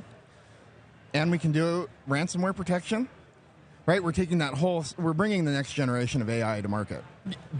So to validate that point, we even got the kind of mic drop moment from Samit from Google Cloud, who said Google Cloud NetApp volumes will now have first priority to Vertex AI. Yep. Meaning, when you go in to connect storage to it, the first option you're going to see to choose from there is Google Cloud NetApp volumes. And why would you choose anything else? Why would they do that? I don't know. Because it's cost efficient too, right? Like I think performance, cost, all of those things. Right. This all matters, and I think ultimately, when you take everything we're talking about there, and then you tie it into workloads with things that we're doing in our Cloud Ops portfolio. Sir, it's not Cloud Ops anymore. We got renamed. It's we did. Intelligent Infrastructure Services. Oh. Did I miss that in the keynote today? Yeah, you did. Oh, okay. I was busy prepping. That's how big this keynote was. When was the last time cloud has been this heavily prevalent at a storage conference? 2018, probably? 2018, when you first bought Spot, when we were thinking about InstaCluster. And you look at how these products have grown and how they've adapted to the changing market. That next generation of Gen AI and machine learning and RAG, you're going to need that orchestration, and we can help you do it at scale. And it's just so cool to watch how these products evolve from behind the scenes and then see how our customers use it, like DreamWorks today. Yeah. Tell me a story about one of the coolest things that you've seen a customer do over the last year. Oh, the coolest thing. I'm gonna throw you a curveball. What's one of your favorite side story things that you've seen a customer leverage, whether it's any of the Spot portfolio or some of our cloud storage or Gen AI or anything like that? What are some of the things that you're seeing? The DreamWorks, the way we've highlighted our partnership with DreamWorks comes to mind right up because it was in the keynote today. But you don't realize digital animation in those films, how much data they take to process and storage. Just hearing about that at scale, and then watching companies ingest IoT data and orchestrate it around. There's a customer that uses different aspects of the NetApp portfolio, but they use it to ingest industrial sensor data and then run analytics on it so they can predict failures on industrial sensors. Then you know when your stuff's going out, right? It's all the stuff that Watson was trying to do at IBM a few years ago, and they had the elevator commercial. And watching that now come into reality because we put that AI, and AI has moved so far in the last 5 years since they released that campaign. And then watching NetApp be a partner in how you store that data and how fast that data moves, it's just amazing. Yeah, that's fantastic. I'll throw one in there. I won't name the name. There's a company that all they do is make catalytic converters. Now, catalytic converter is part of your exhaust system on your car. Doesn't sound real exciting, right? However, what goes into a catalytic converter? There's a piece of honeycomb that's in there that has to be the right spec size, but what is in that honeycomb that makes it a catalytic converter? Do you know? All the metals. Platinum. Precious metals, all right? The precious metals. There's a slurry, the platinum slurry that has to get dipped in, right? This all used to get done and assembled and managed by hand. And they've now gotten it so efficient using the cloud, using IoT, tens of thousands of generating sensor data. They're now to the point where they're spending more on infrastructure to support the manufacturing line and the safety and security of that platinum stuff, because it's very, very expensive, rare, precious metal, right? To keep all of that in check. They're now spending more on that infrastructure than they are their traditional IT infrastructure. Wild. So that's something that I had heard about recently that's really foundational for me. And you know, the other thing that sticks out is last year at Insight, I talked to the Aston Martin team about how they use NetApp and just kind of got into that. Because I'm a cloud, I do cloud stuff now, but I'm an old school storage guy. And when they were talking about how much data each car generates. And then getting to nerd out on that and then watching how it's grown as F1 has taken off, as it's come to America. We see it in Las Vegas in November. All that data that's generated, stored on NetApp so that they can, on NetApp infrastructure, so they can predict what's going to happen and train better. It's just fascinating to watch how this data is being transformed and transforming how people do their business. We had Matt Watts on to close out last night, and he did that. He was telling us about his episode of The Futurist, where they use the Aston Martin F1 team. He told me one funny thing. I don't know if you knew this. they can't start the car without their FlexPod.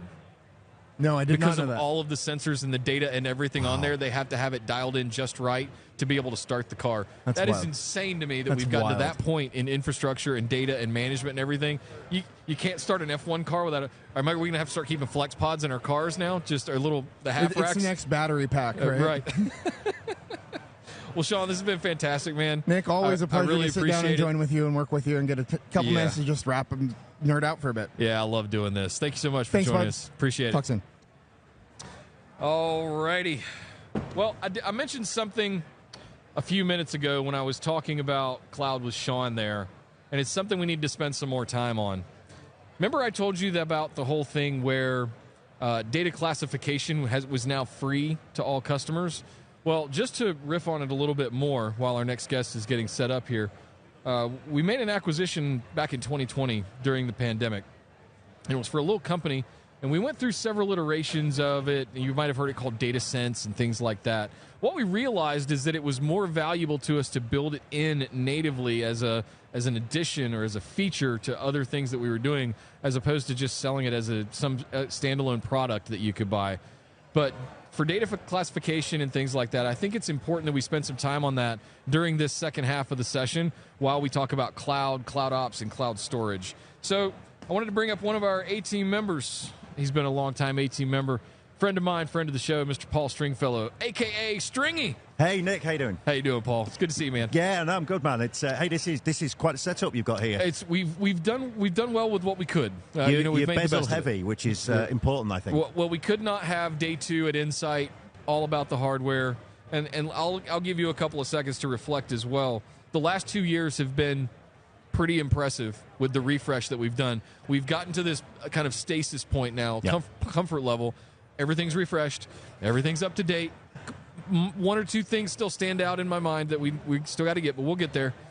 Where are you at with the hardware systems, where they're at today? Do you like where things are at? Are you feeling good about where the updates have come? Yeah, I think so. Yeah, I think it's a good question. I think so. There's been a good focus on things like capacity flash. I think that's been an important part. It's making that idea of high-capacity flash, it's making it affordable, it's making it usable. The work I do, I work a lot with kind of mid-enterprise customers, and I think it's really easy for vendors to get excited by the enterprise, the guys who are coming along and buying petabytes and petabytes. But there's a massive market for people buying tens of terabytes, so 40, 50 terabytes of storage.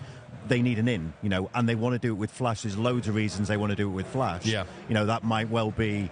it's about capacity, it's about speed, but it's also about sustainability. It's about the energy costs of running it with flash. So there's loads of great stuff there. So yeah, it's nice to see that hybrid systems have still got a place. I think there's still cases for that. We're starting to see really interesting moves around using ONTAP as kind of a data, so disk-based systems as a tier for flash in a flash pool. Yeah, great model. So hey, bezel sitting right in front of you. Like I was paying attention. Yeah. So that kind of stuff's great, and it's doing a really good job. It's interesting. We're just having a conversation off air with a couple of guys here about customer experience. A big part of customer experience is recognizing your customers are at different places, and your customers need different things. We can't just all run around saying, actually, what our customers need are massive, many petabytes. Yeah. There was some stuff this morning about the NVIDIA solution. Yeah. Well, not all of our customers need NVIDIA. They're not all doing AI on-prem. They just want to have somewhere to keep the data that's secure, that understands the data. They can build, they can back it up, they can DR it off to other sites. They need to be able to do that. So, but you can only do that by keeping your hardware refreshed and up to date, because it needs performance, it needs scale. And we can't still be running systems we're running 7 or 8 years. It's like running a cell phone that's 7 or 8 years old. Nothing stops. I know, as somebody who's just changed a 7-year-old smartphone, you forget. 7? Yeah, man, you forget how bad it is. Oh, my God. Yeah. You think it works until you realize it didn't. I'm still on a iPhone 13, and I keep getting the peer pressure poke. Yeah. Yeah, why haven't you upgraded yet? Yeah, but I don't need to. It's fast enough. It's fine. Yeah, you're mainly getting the peer pressure of Apple telling you it's about time you had whatever we're up to. Our community manager likes to rib me a little bit too, because he has to be the first one in line to get the newest phone every year. But anyway, I wanted to talk to you today. I was just discussing cloud with Sean. Yep. And when we talked before the show, you mentioned classification. BlueXP classification was something that you were really sort of passionate about and excited about. I have mentioned several times, both yesterday and today, that it is free to all all NetApp customers that are using BlueXP. Tell me your take on it. Tell me why are you so passionate about it? What do you think it's going to be? What's so game changing about it? Yeah, so good question. So I think let me apply a little bit of context. So, so the work that I do most of the time now is around data strategy. So, it's a lot of work around things like security, how we're going to run our data, and big parts of that are things like governance, it's understanding what the data is, it's security. So, these are big parts of understanding your modern data, data footprints. We talked before about, hardware refresh and understanding the kind of hardware you need inside of an organization. You can't do that if you don't understand what your data looks like to start with. So, for those who maybe don't know, so data classification, as BlueXP data classification that we've got today, was Cloud Data Sense. That came from a NetApp acquisition maybe 5-6 years ago. It's 2020, yeah. Yeah, so, and the reason that NetApp did that, and actually bought a really smart product at the time, was because what we were seeing was this kind of real big uptake around the world of things like GDPR, California Data Protection Act, these kind of data protection acts that was suddenly putting a real focus on businesses to say, you need to get your data house together. You need to understand what data you have, how you're using it, what information you hold about people. So this drove a real interest in these kind of tools. And it started to change the way that people thought about the data and the information that they held. And it was no longer acceptable for businesses to have that data. And, because bearing in mind it's information about me and you that a lot of these companies hold.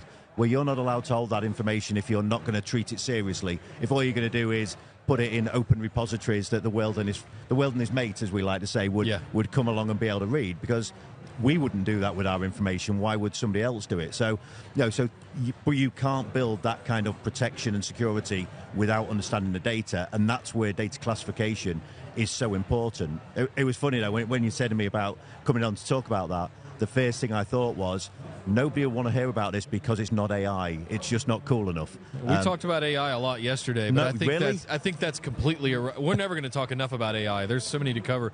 But I think we made the point yesterday as well, exactly where you're going, that I always say no data, no AI. Yep. But I think you could even take that further and say, if you don't know the data that you're working with, we spent a lot of time yesterday talking about curation and being a librarian and a custodian of your data. Yep. So that when you do get classification and you do have all of that metadata available, then you can do something extremely valuable, extremely rewarding with that data using tools that are driven by, whether it's generative, or whether it's RAG, or whether it's these Nemo integrations and things like that. Like, I look at this, regardless of what the AI solution is, you can't do that properly, accurately, or well without some kind of curation that's ongoing. Yeah, and you're absolutely right. And I was saying before about kind of what drove my interest in this area was this kind of the rise of data security frameworks. So, GDPR for me, based in Europe.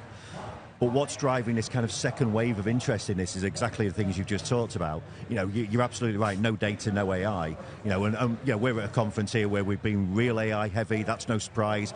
Every tech conversation I have with any vendor, AI is going to play a part of that, and rightly so. There's so many use cases around how we can use. And when we talk about AI, we're normally talking about generative AI right now, large language models. So things like the ability to use natural language query, that kind of thing, to extrapolate further insight and information. But none of that happens if the data set, as you were just saying, if the data set that's getting fed into those engines is garbage. IT's long had a phrase, me and you have been around long enough to know garbage in, garbage out. Yep. All AI does is garbage in, garbage out so much quicker and at so much larger a scale. More garbage out, Yeah. And so if we're not curating the right kind of data, when we haven't got that information, and that's where BlueXP classification in kind of NetApp's terms, but that's why it's so important, and it's driving this kind of second wave of interest in this, because businesses are starting to realize two things, I think. One is, if we're going to use these kind of Gen AI models, we can only use those models if the data that we're feeding into them is good, it's relevant, it's current. Yeah. We've seen use cases where non-current data has got organizations into trouble because they've got chatbots working off old data, giving incorrect answers and finding themselves in court. There's examples of that over the last couple of years. So that's important. But you've got this other side of it, which is what are we letting our Gen AI models look at? So if you look at something like Microsoft Copilot, people are looking at Microsoft Copilot, turning it on in their organizations, and all of a sudden going, whoa, what's Copilot looking at? And understanding what Copilot is looking at. And that's so we saw a great example actually in the keynote yesterday here of Data Explorer. Yeah. So part of Blue XP, and I'm fascinated with Blue XP coming really central to everything NetApp seems to be doing. But what was really interesting with that was the ability that if you've got your data sets managed by Blue XP, you can now do a natural language query to say, tell me a bunch of stuff about the information I've got. That's real cool. Doesn't happen if we don't classify the data in the first place. So, maybe that's probably why I'm passionate about it. This is only getting more and more important. So, at the risk of repeating myself to the audience, I'll say it. 20% growth in customers, 114% growth in total cloud storage. We've exceeded an exabyte, and 3 out of 5 new customers are new to NetApp. This is all in the cloud. And I think this is where this becomes really foundational, because a lot of this data here's the crazy part that's a bit of a mind job. A large percentage of this data that's new and the growth is generated by AI. Yep. The very thing that we're trying to contain and keep our hands around and make sure that it doesn't go crazy on us. But at the same time, if it's generating junk data off of junk data, we're just compounding an already existing issue. So it becomes even more important that if you're going to do a solution like RAG, if you're going to leverage your own internal existing data sets, take the time to clean it up first. Yep. Do some housekeeping, right? Do you really want it talking about stuff from referencing stuff from 1998? Maybe you do. Maybe you don't. I don't know. Well, if we were doing that, we would have been talking about how we just refreshed to a FAS 270. Right. There's one for the kids. Right. Well, I don't know if it's here this year, but we brought the FAS 400, the OG one, last year. Wow. We found it in the archives. It's like the Ark of the Covenant. We dug it out of the warehouse, right? I don't know. Haven't even got to walk the show floor over there to see if it made it back this year, but to be determined, I suppose. We were actually going to try and fire that thing up. Fun little side fact. Maybe we'll try and do that in a video sometime.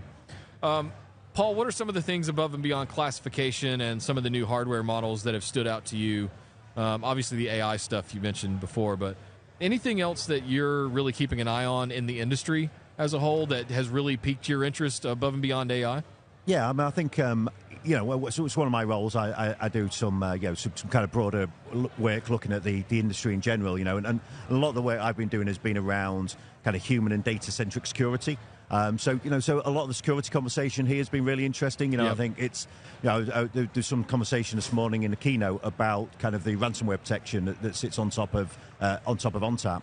And while again there was a little bit of an allusion to AI in terms of using that to make it more accurate, that's an important part of how AI is getting used in security. But things like that, security being a foundational level. NetApp have been using this term. I think it's the most secure storage in the market. A phrase similar to that. Sorry for the marketing guys, whatever your phrase really is. Oh, I mean, we didn't say that. The NSA said that. So that's whatever the NSA says must be good. Who are we to argue? Right. But that kind of thing's really important because the conversations I have with customers are around the security of my data, that information that I'm holding. We see increasingly how customers of those businesses, so my customers, it's their customers asking them, hey, before I give you business, what are you doing around security? So I think that's a really interesting part of what, and it's interesting to see how NetApp are building that into their kind of day-to-day activity and have taken it really seriously. It's a part of ONTAP, it's a part of Blue XP. And beyond AI, I mean, I kind of touched on this earlier on, that it's been really interesting for me to look at the way that Blue XP is becoming so central to everything NetApp's doing. I sat in some stuff yesterday where they were talking about some of the capabilities of Active IQ going into Blue XP, the ability to push out ONTAP updates from Blue XP. Some of these kind of things are things that, when we've been around NetApp as long as we have, these are things that you're thinking, wouldn't it be great if we could do that? And suddenly you're looking at the platform and going, actually, that's great. We can start to do that kind of thing. So that's really interesting to me. That kind of, because I think when we're working with as much data as we are across such wide infrastructures in so many locations, NetApp can put data absolutely anywhere, on-prem, in the cloud, we can do all of those things.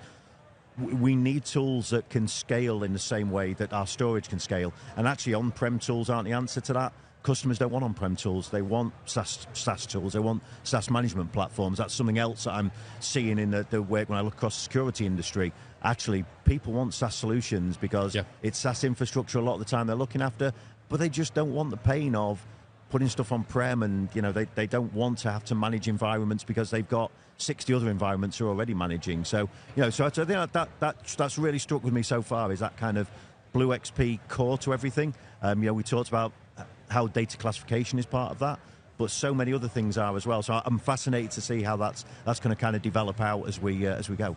Yeah, and I think it really plays into a big way that we as Americans might not be exposed to as much, because we don't have near the state level, border level regulations that you do, similar to like in Europe, where every country has its own rules around sovereignty, what can and can go out, all that stuff. Where does it have to be located? Like, imagine, guys, for those of us in the States, imagine if every state and the borders of that state had their own data that couldn't leave those borders and had to be stored it would be a nightmare for us to deal with, especially with 50 of them.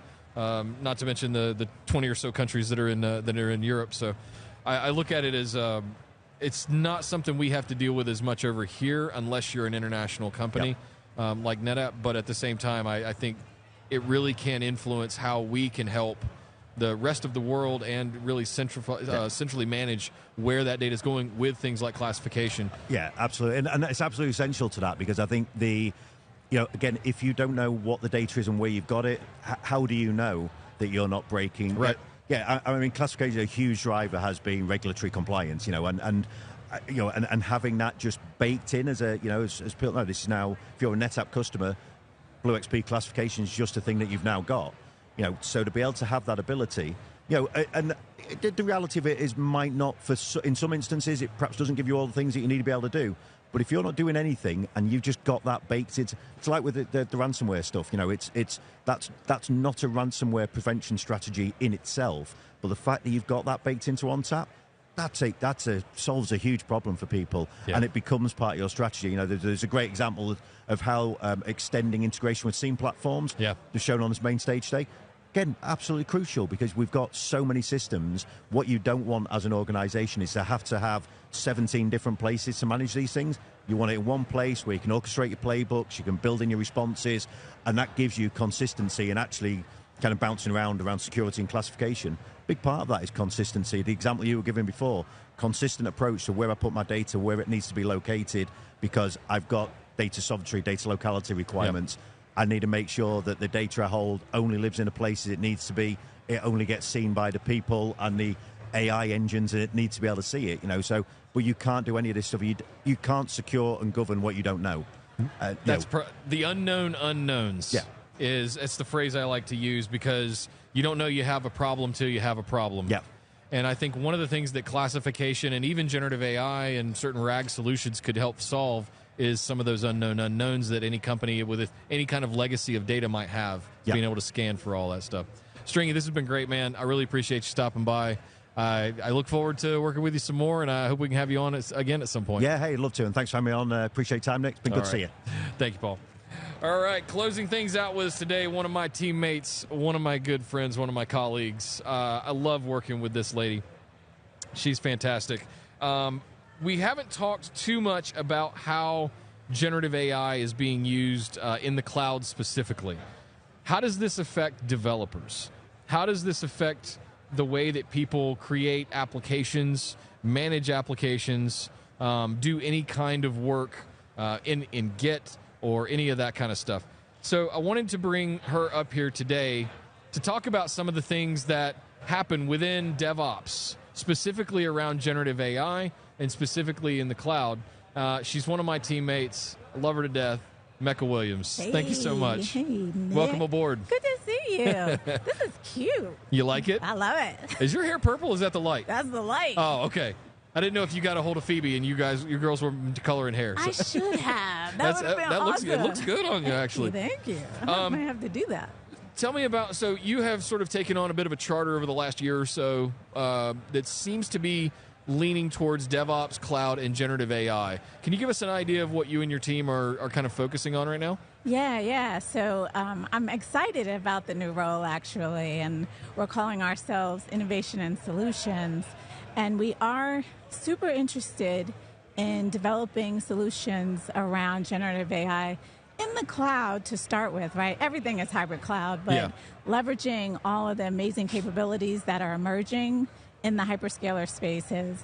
And what we're seeing is this parallel in how DevOps emerged and how it changed the way folks approach software development, leveraging services in the cloud. We're kind of seeing that as a parallel. And then there's also this interesting user that emerges in the generative AI space, right? So you'll hear people talk about builder versus buyer and how to target and build solutions based on where customers are, where their AI maturity is, whether or not they want to buy something off the shelf and plug it into their data, or they're interested in building their own applications.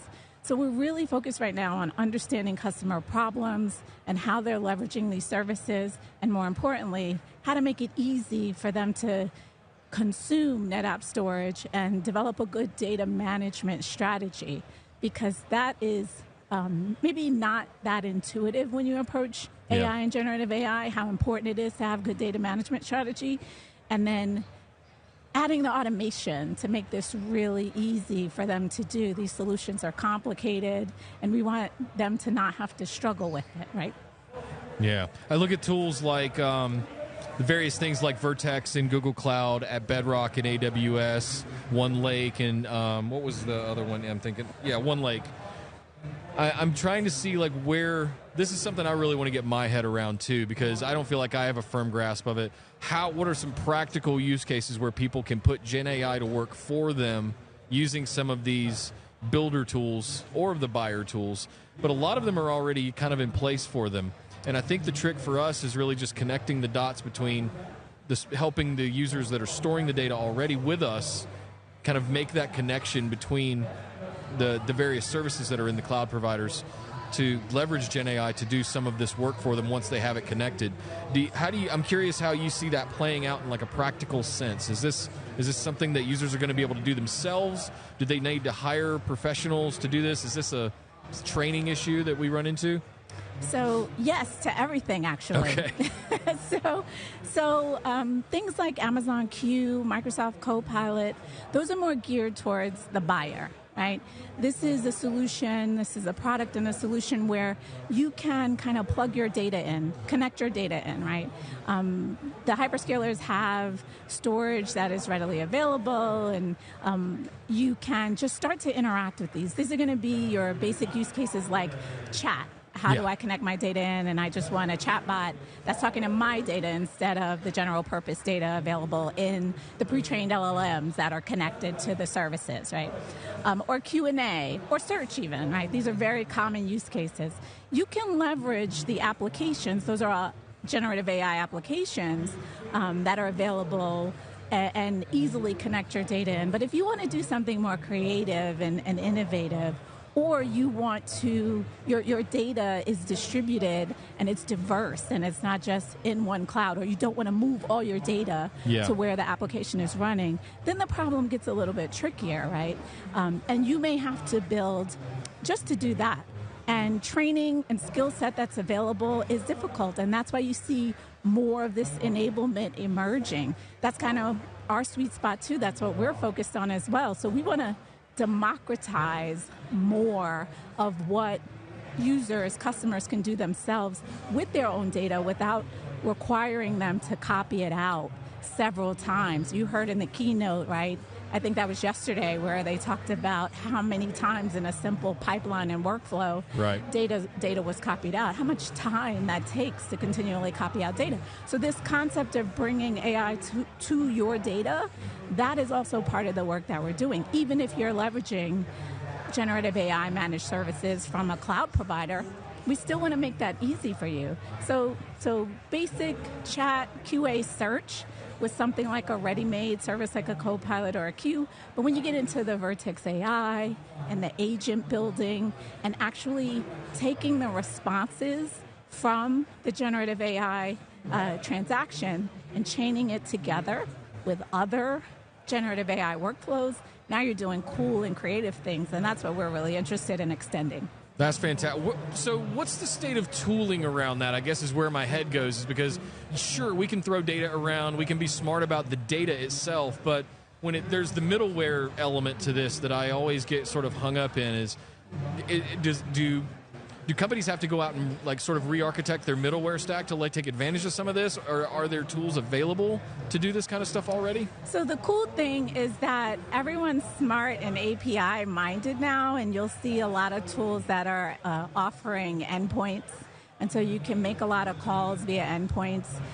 Jerome Roustan gave a great talk today about how NetApp Engineering, or yesterday, about how NetApp Engineering is doing what's called function calling within generative AI workflows and putting these bots together, and then they're calling each other. So they've done this cool thing where individual teams that were interested in specific generative AI functionality created their bots and then made them functionally callable. So you could just call the functions, right? You don't have to re-architect anything. This is how we do software development anyway, right? We just either call functions, or I know that the Gen AI Toolkit is working on making endpoints available for different functionality. So even if you don't want to use the UI front end, you have URL endpoints available to you, and then you just call them like you would call a function. So no, I don't envision folks would have to re-architect anything, but they do have to have a different mindset. They have to think about, maybe I'm not just calling a function, I'm calling a function that's not owned by me. It's out at a service somewhere, and there's generative AI behind that. But in the end, as developers, if it does what I want it to and it's safe, what do I care? Actually, reusability is the name of the game. That's our goal. So having generative AI as an option for a function call, that's cool. We're in the future. Yeah. I think that's really the power, almost the hidden virtue that a lot of people haven't recognized of the cloud. If I look at AWS, for example, there are hundreds of tools and apps and things that it's a literal app store of anything you could possibly want to do with a data set. And manipulate it or twist it or report on it or do anything you want to with that data set, with all of those different tools. And then you tie it to things like SageMaker or Bedrock that are also native to AWS to do other things to that same data set. Same thing's true in Google Cloud, Vertex and BigQuery. Same thing's true with OneLake in Azure and Azure NetApp Files. And like, you've got all of these pieces now. I feel like we've gotten to the point now, everything's built, we need to start talking solutions. Where do you stand on, I feel like we've completed the crest, the climb, we're there. We need to start talking about how people can like put this stuff into practical use on a day-to-day basis, and that's where I start to get hung up a little bit. So this is a never-ending battle between solutions versus products. Solutions versus product. This is only the 10th time this has come up at Insight. We've had so many conversations about this, and I think this is true. You know, I worked in engineering a long time, and you are very, target-based in engineering, right? You deliver, even at a more granular level, you deliver features. You deliver your part of the product, right? And so one great thing for me about making the transition to this side of the business is actually being able to see how customers use our products. And you don't have that purview when you're working on features and software development so much, unless you seek it out, right? And so I lean more solutions, surprise, surprise, that we sell solutions, right? Our products alone can't fill in those gaps of how our customers make use of the great technologies that we've built up and folded into our wonderful products, right? And they have to serve each other, right? Yeah. We have to have really good communications between the two. I don't want to miss this point, though, because when you said Vertex AI, that actually was one of my favorite things about the keynote today, that Samit mentioned in the keynote that Vertex AI is now honoring GCMB as a first-party storage resource. A selection in the drop-down. Yeah. My chat exploded over that. That is super exciting for us, and I'm so excited because in this space of developing solutions and building out solutions to leverage Vertex AI, this is a big deal. This is the actual bringing AI to your data, and you don't have to move it wherever it is. It's on NetApp. And we, NetApp, make it really easy to move your data within the hybrid ecosystem as long as it's using ONTAP underneath the cover. So this is huge for us. I envision, even for my team directly, that this is going to set our innovation gears into hyperdrive. I'm super excited about that announcement. I love that, and I relate it back to, not to oversimplify it, but to an extent, it's like attaching a database. You're not really moving that data. You're just giving it access to that data. Yeah. And that's what I see a lot when when Chris was talking about data classification, building a global metadata namespace. And then we had Samit talking about how we were going to have it Vertex and BigQuery connect directly to GCNV. I know Mickey's been working on some Bedrock stuff on your team. There's all kinds of stuff that's coming. And I think that is where this really points ultimately is, cool, we've got all the tools. Now let's build some solutions like some of the stuff that Mickey's doing. If you get a chance and you're here at the show, go see Mickey's session on what they're doing with Bedrock. It's really cool. I think they've got a demo here. Do you know if they have a demo here in the booth? We have several. We have several demos. We have lots of good demos here in the booth. Yeah. Mecca, this has been a real pleasure. I love chatting with you. I feel like we don't get to hang out and chat enough about some of the stuff that you and your team are doing. Let's change that. Let's do this more often. I am happy to come by. We're doing such exciting stuff, and I love the show and what you're doing, sir. I miss you, and I love what you're doing here. Wait, hang on. Is it your birthday today? It is my birthday today. We're closing the show out with a birthday, folks. Happy birthday, Mecca. Thank you very much. Thank you so much. I hope you enjoy the rest of the show. I really appreciate you stopping by, and we'll do this again soon. I'll be right at the AI booth, so folks come by and see me if you're here. All right, folks. Well, we made it. We made it through day 2. I'm going to show you one more time. Give you a little promo, a little sneak peek for those of you still hanging around. Yep, right side up. The new Hardware Universe poster is available right now. If you're here at the show, you can get one in the expo. Come see me. I'll give you this one. If you're not at the show, if you weren't able to make it, you can grab these off of the merch store, off the NetApp Gear store, for a few bucks, and they'll mail it directly to you. Closing things out today, this has been a hard day to get my head around because there's been so much, and I still need to go back and watch all of that detail that Chris went into on the disaggregated storage and where that whole thing is going. I think we need to have some deeper conversations about that sort of stuff. They held out on us. I didn't get to hear any of that before the show, but we'll address that later. Today we talked about ASA, the new version of ASA, the 70, the 90, right, and the 1K. We've got new FAS systems, the FAS 70, the FAS 90. We've got the new A series that we launched back in May.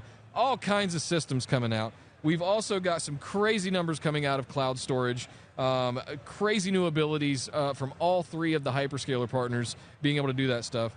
We've done testing on autonomous ransomware protection with 100% precision and 99% recall. That's just unheard of, guys. Nobody else in the industry can do that kind of stuff. That is nearly proactively projecting when you're going to get an attack. It's 1 small % away from being able to do that. So we have a lot to go over after Insight this week, just from today. So make sure you subscribe to the YouTube channel. Make sure you keep all of the stuff up to date. And the best way to do it is to come join us in our Discord community. We're hitting 5,000 people this week in the Discord community of various employees, from support staff and executives to myself and our community manager, Drew Claybrook, and lots of practitioners, subject matter experts across a myriad of industries hang out in there with us every day, all day. So come join us, get in there. That's the best place to keep up with NetApp On Air and our schedule as well. We'll be back tomorrow. I think. Let me look at my notes here. Looks like the keynote starts tomorrow morning at 10 a.m. and goes till about 11:30-ish Pacific time, where we'll be picking up, and we'll be right back here on NetApp On Air Snapshot, breaking down everything that was said on day 3. I know we're going to talk about a lot of the things that we couldn't get to today, some of the Keystone announcements, storage as a service. We're going to have some of our partners showing up to bring in some of their perspective to it. All kinds of good stuff, and then we'll do a full wrap-up at the end of the day tomorrow for the whole week. Thanks so much for watching us. We'll see you tomorrow. Enjoy the rest of your day. And until next time, take care.